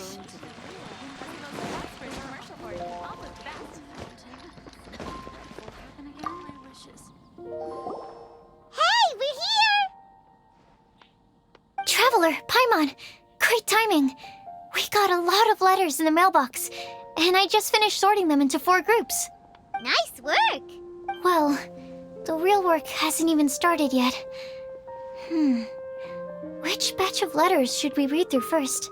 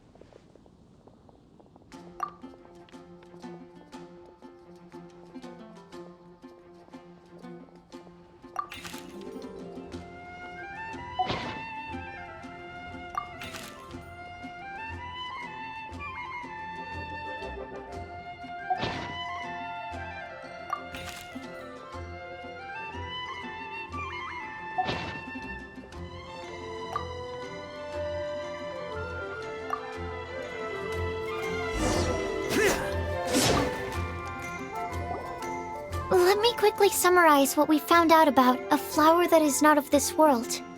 Tainari believes that on closer examination it might be logically paradoxal, while Albedo says that his answer would be better discussed at length in person. As for my answer, I think a clock in the shape of a flower would constitute one that is not of this world. Here's what we've gathered regarding a guide who will never get lost. Mona said that she'd like to join us in uncovering the secret behind the prophecy, while Bennett suggests Fischl, Mona, or the Traveler as potential candidates. Mika didn't submit much, but he did draw a vegetation map for Master Tainari and wrote up a dragon spotting calendar for Sino. Amber also wrote in. She said that she sees herself as nobody's guide, but everybody's friend. As for one who would never lie, Rosaria removed herself from consideration, but both Razor and Sino are willing to support us in our search. Timaeus seems to have forgotten to write to us. And finally, this is what we've gathered on a legend that never ends. Klee said that her mom has a number of friends who like to write storybooks. Lisa believes that legends live forever in people's hearts. I think that for a legend to be never-ending, it has to be filled with hopes and dreams and actively passed from one person to the next. So, what are the answers to the 4 riddles then? You're really smart, Paimon. I bet you can figure it all out in no time. Or, let's all share our thoughts on what we think the answers might be.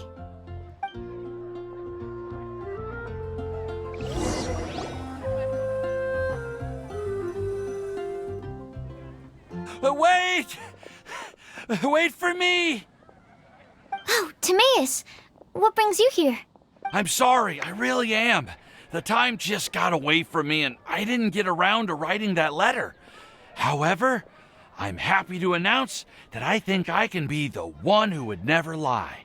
Huh? This is kinda sudden. Not that we don't trust you, Timaeus, but, could you elaborate a little after you catch your breath? Of course, of course. Do you still remember the time I, collaborated with a certain Miss Ying-R? Well, basically, she helped me out a lot with my research into potion making once, and, well, we've stayed in touch through letters ever since. Wait, so Ying-R is the girl from Liyue that Sucrose mentioned earlier? We always assumed you were hard at work every time we saw you at the crafting bench. So you've just been writing letters to Ying-R the whole time? No, I mean, not all the time. I've done some work too. And anyway, our correspondence covers a lot anyway. A few months ago, I made a vow to the heavens that I will be true to myself and never utter an insincere word until the day that I've managed to win Miss Ying-R's heart. So, at Star Snatch Cliff, you were picking Cecilia's as a gift for Ying-R? Well, that's right. The Cecilia flower is said to represent a once wayward heart transformed by the power of love. I couldn't think of a better flower to give than that. I know full well that Miss Ying-R is far more knowledgeable than I in both the ways of the world and the ways of our craft, but which brings me to the subject of the last few days and the Windblume Festival. I thought it was time for me to invite Miss Ying-R to Mondstadt. But yesterday, Albedo told me that Sucrose has been working hard to help another girl achieve her dream. Huh? And when I went to take a look at our roster, I saw that she'd done my remaining work for me. I feel incredibly guilty. I've been spending all of my time in my own fantasy world while everyone else has been bending over backwards to help other people. How could I ever hope to be worthy of Miss Ying-R's love if I'm so selfish? Oh, Timaeus. And that's why I've decided to join you. But then what about Ying-R? Yeah, haven't you been planning this for over a month now? You said you were gonna invite her to Mondstadt. Well, yes, I did mention in my letters that I'd like her to visit, which is why I just sent her another gift with my hand-picked Windblooms, along with a handwritten letter. I explained that a matter of great importance has presented itself to which I must devote my full attention for the time being. As soon as it's resolved, I'll make haste to Liyue to pick her up in person. I made sure to package the gift and letter with the greatest care. All I can do now is hope that she'll understand. Point being, please know that I sincerely want to support you in this endeavor. Plus, I think I'm an honest person. As far as I recall, I don't think I've told a single lie in my life. Well, you certainly convinced Paimon with that speech. Don't worry, Timaeus. We won't let your determination go to waste. Thank you, Timaeus. Ah, thank you, everyone. I promise to do everything I can to help. Okay, so it looks like we found our one who would never lie. Great! Let's keep it up. On to the other three.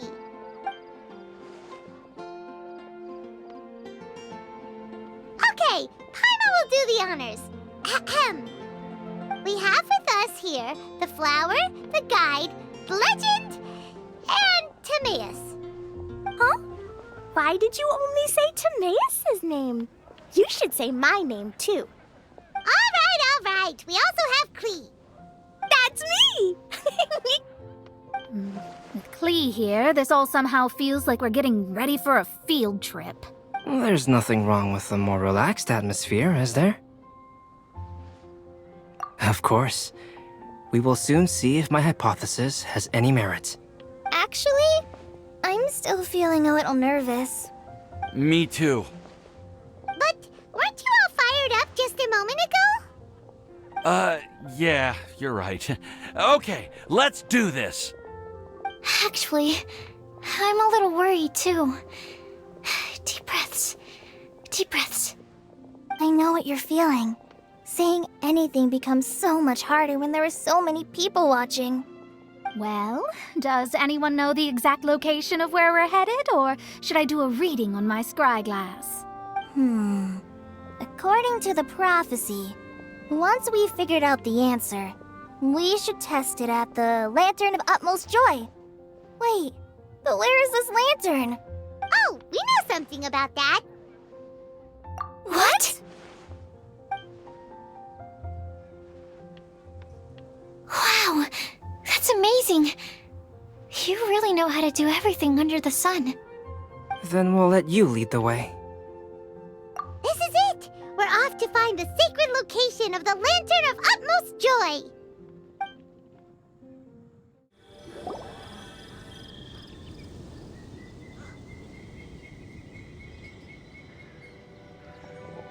Aww, I don't see any lanterns here. Now that I think about it, the prophecy didn't say anything about what the Lantern of Utmost Joy actually looks like, right? Maybe we've overlooked something? Traveler, are you trying to figure out something else from the paper?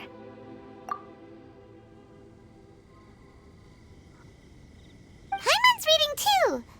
Huh? It says to look up. But there's nothing above us! The wind didn't trick us, did it?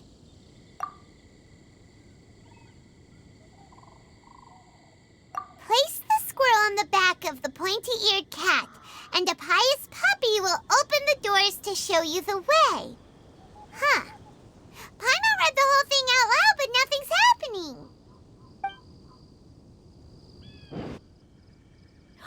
Look! The wind is blowing! What a strong wind current. Let's ride it up and see where it leads us. Huh? We'll have to fly up there? Can someone carry me with them? Here.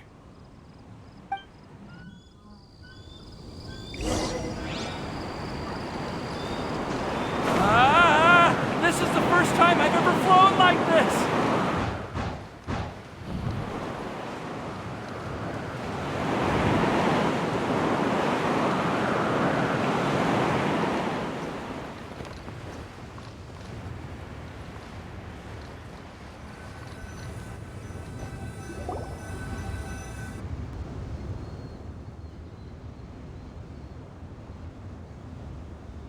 How did this little island get up here in the sky? Did somebody make it? Just to be safe, I've been jotting down our entire route here.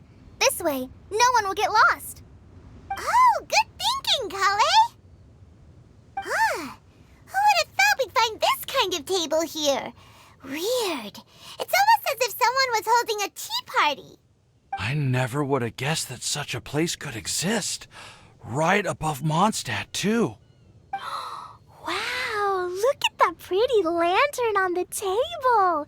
There's even a chair for each side of the lantern, too. There seems to be something on the back of this chair. Let me have a closer look. Take your seat, present your answers, and you shall reach enlightenment. Well, as far as instructions go, I guess that's simple enough. So we just need to do as it says, right? Wait a second. Huh? What is it, Albedo? We'd better make sure this place is safe before taking our seats. Everyone, please stay clear for a moment. Well, all our questions and doubts aside, the scenery here is pretty amazing. It'd be impossible to feel stressed here. How is everything, Albedo? Everything seems to be fine. I didn't find any traps or suspicious mechanisms. But I also couldn't find any overt destructive devices. Huh? What do you mean? Well, it seems that wrong answers won't have any catastrophic consequences. Looks like we'll have to sit on these chairs and fulfill the prophecy.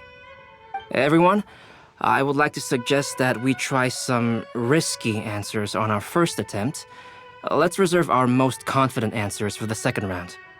That sounds kind of smart. But why? I get what he means. If we do as he says, then we may be able to figure out how the puzzle works. I see! That makes a lot of sense. Mona, is there something wrong? You're not looking too good. Oh, are you hungry? I brought some snacks.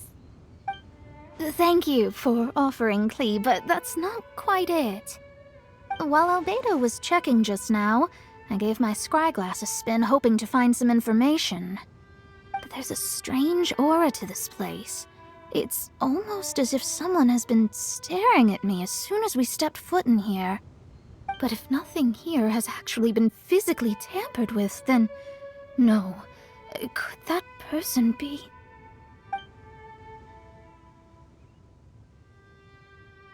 What do you mean, Mona? Who could it be? Never mind. It's not like I've got any proof.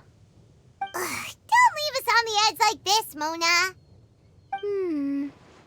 I'll just do what Albedo said. Yes, let's test the hypothesis together, Klee. Come on, join us, Mona. Oh, all right. Okay, then I'll answer the first question. If someone were to ask me to find a flower that is not of this world... You can do it, Sucrose!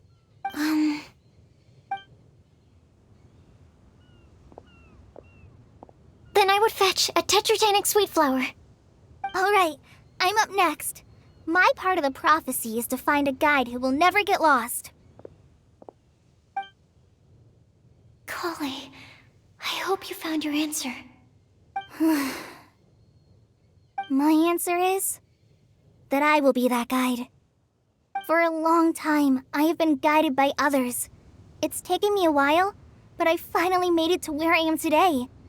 Although I still haven't made a name for myself, and I'm still quite immature, I would still like to put my name forward. Because I would like to become a guide that can help others.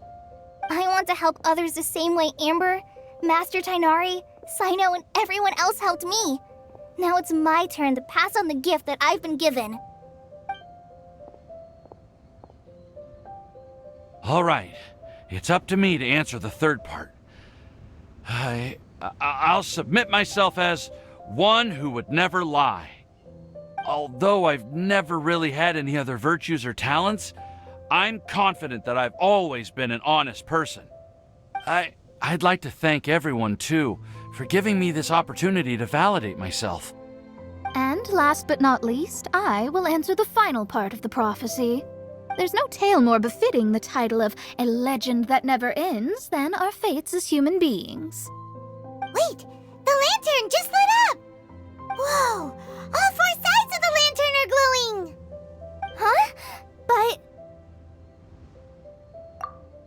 Kale, could I ask you to stand up for a second? Oh, alright.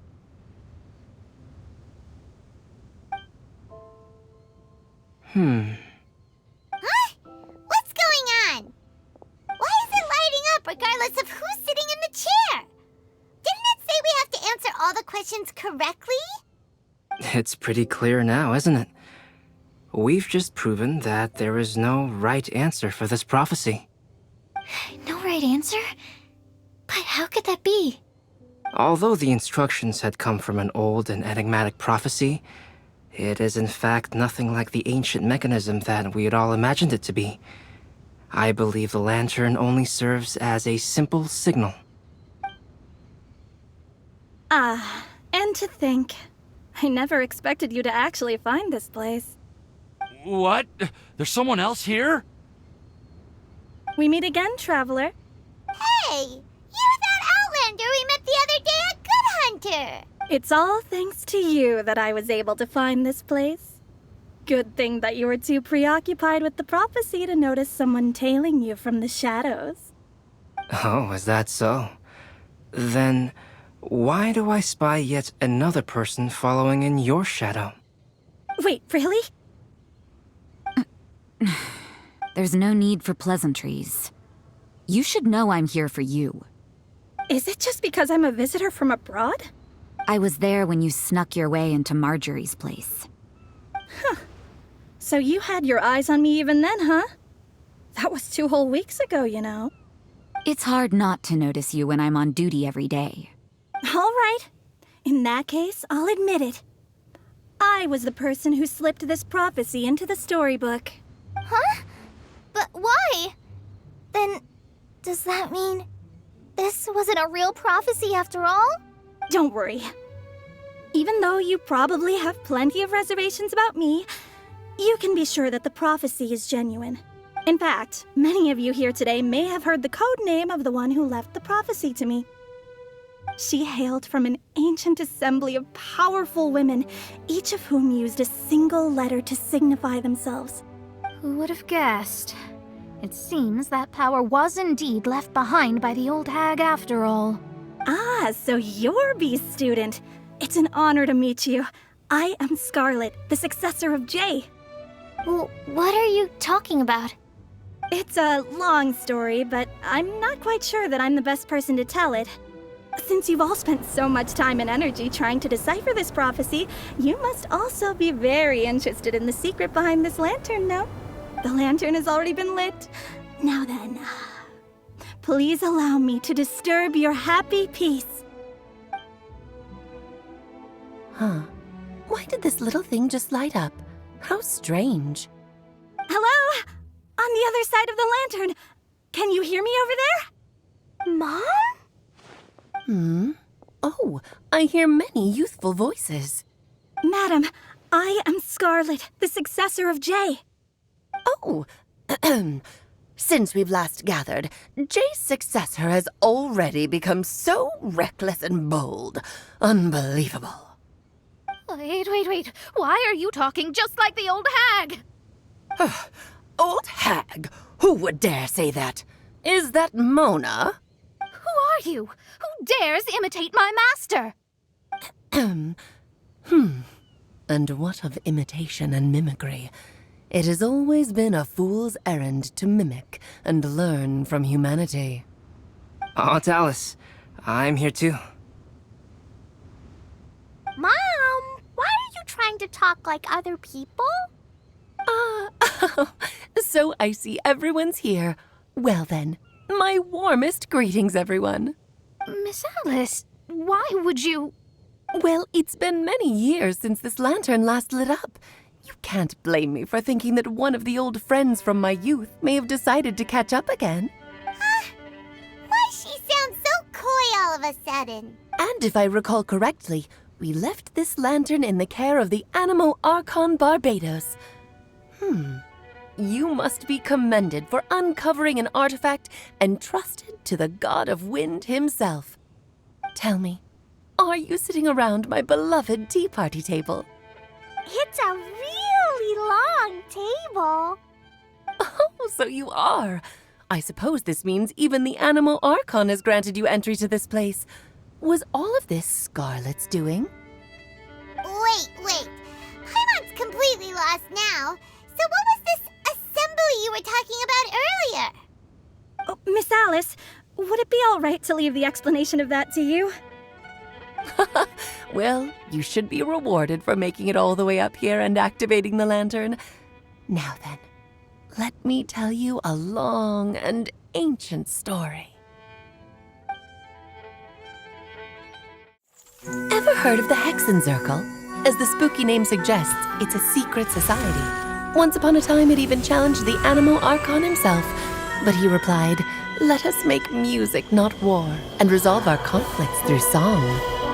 From then on, the mages would only ever convene in the woods, in the skies, or on the edges of cliffs.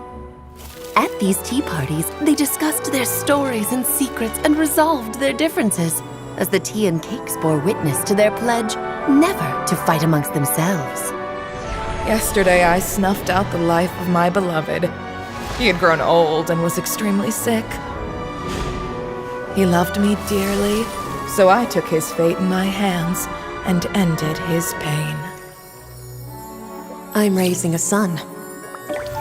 Of all the children I had, he's the only one left. But I suppose that still makes me a mother. My lifespan is nothing compared to yours, so I wish to leave you with my storybook.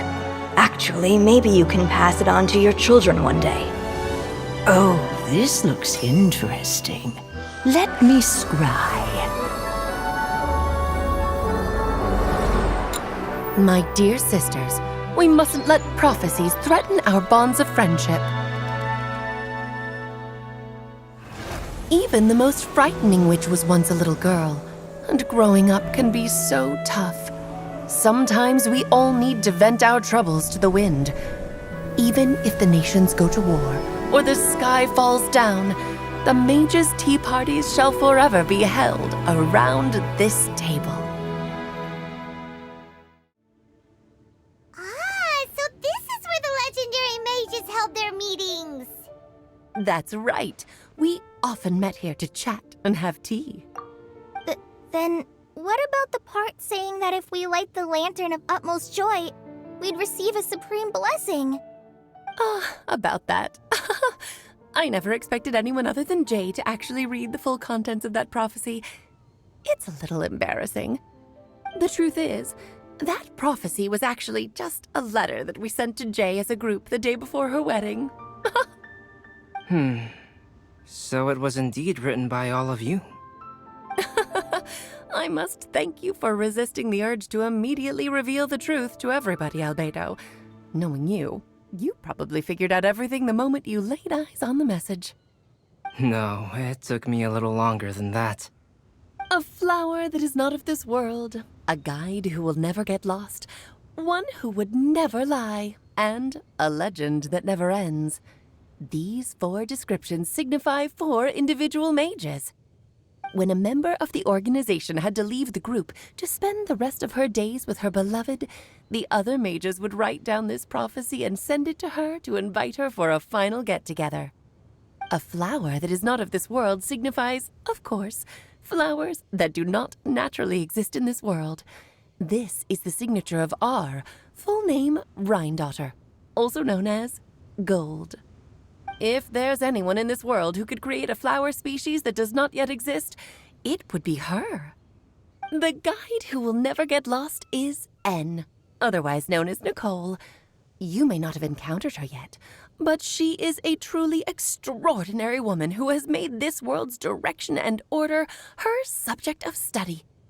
Some of you may be fortunate enough to have already heard her voice. Like a prophetess, she will only speak to guide people toward the truth when a change has occurred in the world.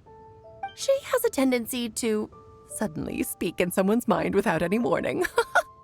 If one day you would be unfortunate enough to run into a truly dangerous situation, she may use her voice to guide the way forward for you. would have guessed that there are so many mysterious women in this world and that they would all know each other. The one who would never lie is me. I hope no one would take offense. It's just that I, Alice, or A for short, have always had a soft spot for those with sincerity and candor. As for A Legend That Never Ends, you may not know M in person, but you've likely encountered one of her works. Have any of you ever read The Boar Princess? Huh? I'm pretty sure every child in Mondstadt has read that book. It's also one of my favorite stories. M was an exceptional human writer who used her prose to teach me the meaning of grief. Don't you think such a person would deserve a seat at the mage's table? Paimon's getting more and more lost. It may sound hard to believe, but I can attest to everything that Alice has said. Jay was also a mortal who aged and passed on, leaving her title to her students and followers. Alice, you've never acknowledged any of Jay's successors. It's now been centuries since the first of us took on her mantle. I've always wanted to meet you. Do you also want to become a mage? Title aside, I think I'm more interested in the meaning and purpose of the Hexen Circle. I used to think that the Hexen Circle was a group of women who could control the very fate of this world. But now, I've seen for myself that besides Jay, many other ordinary people were also among you. Do you think less of us now? No, not at all. My interest has been piqued, and I'm now even more drawn towards the idea of becoming a mage. You're right. I've never acknowledged any of Jay's successors, but you are different. You are much more fascinating than any of your predecessors. Oh, has someone finally piqued Aunt Alice's interest? Now is not a good time, Scarlet, but as soon as I am able, I will seek you out for a meeting. I want you to tell me all about Jay's married life back in her hometown. So the mage who received the prophecy letter from all of you was Jay? She left the Hexen Circle after getting married? Precisely. There was only one way the letter could have been interpreted. She would have known what we meant as soon as she saw the message. We were just asking one thing of her. Please come to see us again. Before you go and settle forever with your happiness, please come share some of it with your best friends and sisters. So, the Supreme Blessing actually meant... All journeys are fleeting and will eventually come to an end. What will give us the most fulfillment and happiness in the end are those who will greet us at our journey's destination. Dear child, I believe you can also understand what I am talking about. We women will always have many troubles and encounter pains and frustrations that will keep us up at night. But no matter how hard things may become, we will cross mountains and oceans to see our best friends again, regardless of how many years have passed or how far the distance may be. As long as we can be with our beloved friends, our hearts will be filled with joy. To us mages, that's what being supremely blessed is all about. Oh. I still don't get it, but I do know that all the mages are Mom's best friends. If you ask how I see it, the Hexen Circle is just a group of ladies that I spent my youth with. Anyway, I'll introduce some of the other members to you all later. I still have a few things to attend to, so this will have to do for today. Bye, Mom. Todoko says bye, too. Goodbye, darling, and farewell to all of our other friends as well. I'm sure we'll see each other again. Oh, now that I think of it, isn't it getting close to that time of year? Yes, it's Windblume again, Alice. It's also a special anniversary date. I'm sure you still remember. Yes, I do remember now. It was on this day many, many years ago that Jay tied the knot. Ah, just in time for the Festival of Love and Freedom. Everyone, please enjoy this year's Windblume Festival to the fullest.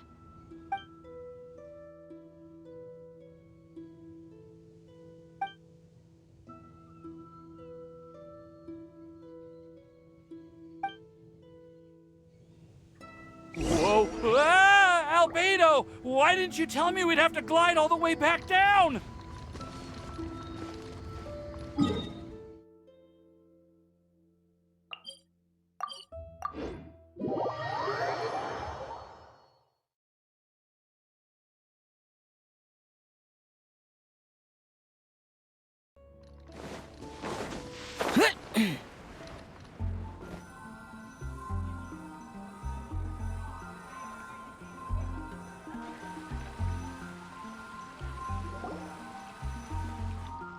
Oh. Are you okay, Timaeus? Maybe you'd feel better if you just, let it out. I'm fine. I'm just a little glider sick, that's all. You may want to look into getting your own gliding license when you have the time. It might prove helpful to you. Okay. Sure thing. It sounds like you've still got something on your mind. Why don't you tell us? We're all happy to listen. It's nothing, really. It's just... Well, Alice's story was really interesting and romantic. I won't argue about that. But still, the whole thing wasn't quite what I was hoping for. Of course, I didn't actually expect the supreme blessing to be real, but... Don't say that. None of this was your fault, Timaeus. Honestly, it's more on me for having agreed to be the Windblume Festival Special Ambassador. Had I not asked for everyone's help... If anything, it should be my fault for finding that prophecy. Oh, no. I didn't mean to blame the two of you either. I just feel like this whole adventure didn't really end on a high note, and we also didn't really get anything out of it. But I'd say we still learned something new. Well, that aside, Timaeus, you still need to go to Liyue to apologize to Yingar, right? Do you want Kale and I to accompany you? Oh, Miss Yingar. Well, I mean, I just really don't want her to get mad at me. Now that I've come back to my senses, I really don't know what I should do. Hey, you three? You may want to look over there. Huh? Miss Yingar? Oh, so that's Miss Yingar? I've never met her before. Yep, that's her. And she actually came all the way to Mondstadt. I am so sorry, Miss Yingar, but how did you... I mean... Are you so happy just to see me? Of course I am. I'm so happy that, I don't, Sorry, I don't know what to say. I was ready to give you a harsh scolding, but now that I've seen you like this, I suppose I could let you off the hook this time. You said you couldn't come to pick me up because of a very important matter, right? Well then, of course I had to come and find you instead. Should we go see how they're doing? I wouldn't. You'll get hit by a forest boar if you interrupt a couple's romantic conversation. Oh, really? We'll just leave them alone then.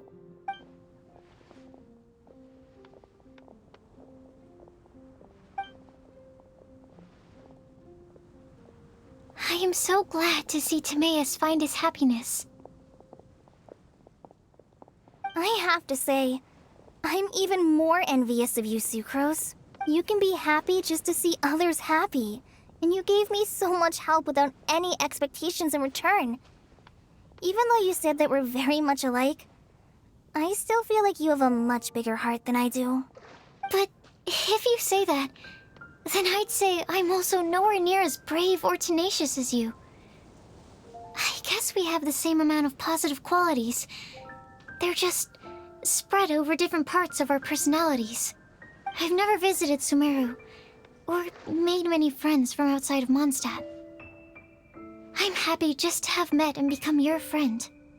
Maybe I'll get shy and flustered when I meet other people I don't know in the future. But that's okay too. Since we are so alike, You probably get what I'm trying to say. You just need to believe that all of your issues aren't really issues at all. But isn't it too late now for me to learn to accept myself? Well... Do you know anything about the blooming cycles of Cecilius? I may have read about that in a book before. That's a topic that my parents used to talk about back when they were still dating. Surprising, right? To think that people would talk about that while on a date. My mom brought it up at dinner one time last month. She called my dad the most boring man she knew, and said that he even turned up late to a date once, all with a smile on her face. But she also said that learning is just another part of life. It's never too late to start something, as long as you recognize that it's something good for you to do. Why don't you give it a try, Kale? Okay, I'll try my best. They're really having a great conversation. Paimon can't even find a moment to join in. I nearly forgot. This is for you. This texture. Are these seeds? Yep. I believe I mentioned my sweet flower research to you before. These are the seeds of the sweet flower cultivars that I've worked on. It's nothing too special, but they're the best cultivars that I've made. So, I really hope that you'll like them. They're super sweet and easy to grow and keep. I'm also submitting them as my Windblooms for this year. I wish that the Animo Archon could also see how lovely they are. Thank you. I'll plant them in the Avidia forest and take good care of them. Kale, please take these notes with you. I've heard that you've been working hard on your studies, so I've prepared some study materials for you at Sucrose's request. Feel free to look through them whenever you can find the time. Mondstadt's doors will always remain open to you. Thank you so much. Really, I don't know what to say. I'm just really happy. Ah, Sucrose, now's your chance. Didn't you want to collect a breath of joy? You're right. I almost forgot. Kale, can you exhale once into this test tube? I will save this breath of joy and use it in my research. Oh, really? May I? Of course.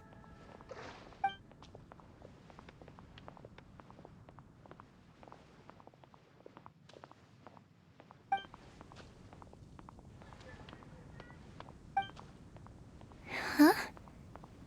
What was that? It was like a little cloud of happiness, and now it flew away. Well, luckily, there's still some breath left in the test tube. I'll seal it up for now. I'll keep working on it and let you know as soon as I have any breakthroughs in my research. Yeah, you can write to me. I'll be sure to respond as soon as I receive your letter. Oh, it looks like you found a new pen pal. Master Tainari! Sino! If your friendship was forged in a test tube, does that make you test friends forever? That's it. I think you've ruined Sumeru's reputation in Mondstadt beyond all hope of repair. All that matters is that I've enjoyed Mondstadt immensely. The dragon here possesses a majestic form. Oh, that reminds me. Traveler, this card back is for you. Sino wanted you to have one for yourself. If I had to guess, I'd say he probably wants you to use it if you challenge him to a duel. I'm a master of the game. Do you dare challenge me? Can you believe this guy? Huh. Let's knock him off his high horse. Wait! I've got something to give you, too. Huh? Kale has a gift for us? Yeah! I figured I should follow local Mondstadt customs and prepared a few small things themed after the Windblume Festival. I made these bookmarks from Sumeru roses at the hotel. I want to give them to Amber, Master Tainari, and Sino. During Windblume, Mondstadters offer flowers to the people most important to them. You three are family to me. But Tainari said that we're not anything like an academic family. he wouldn't write joint papers with us. Well, in this case, we can consider ourselves as regular siblings. And that should be just fine. I agree. Oh, and here are some Podisara seeds as well. These are for the Traveler, Paimon, and everyone else from Mondstadt. Whoa, are these really for us? So, are these your chosen Windblooms? Mm-hmm, one of them. Both Podisaras and Sumeru roses are my Windblooms. Although they're not native to Mondstadt, they are the flowers that can best express my feelings. I want to give them to the people I feel thankful for.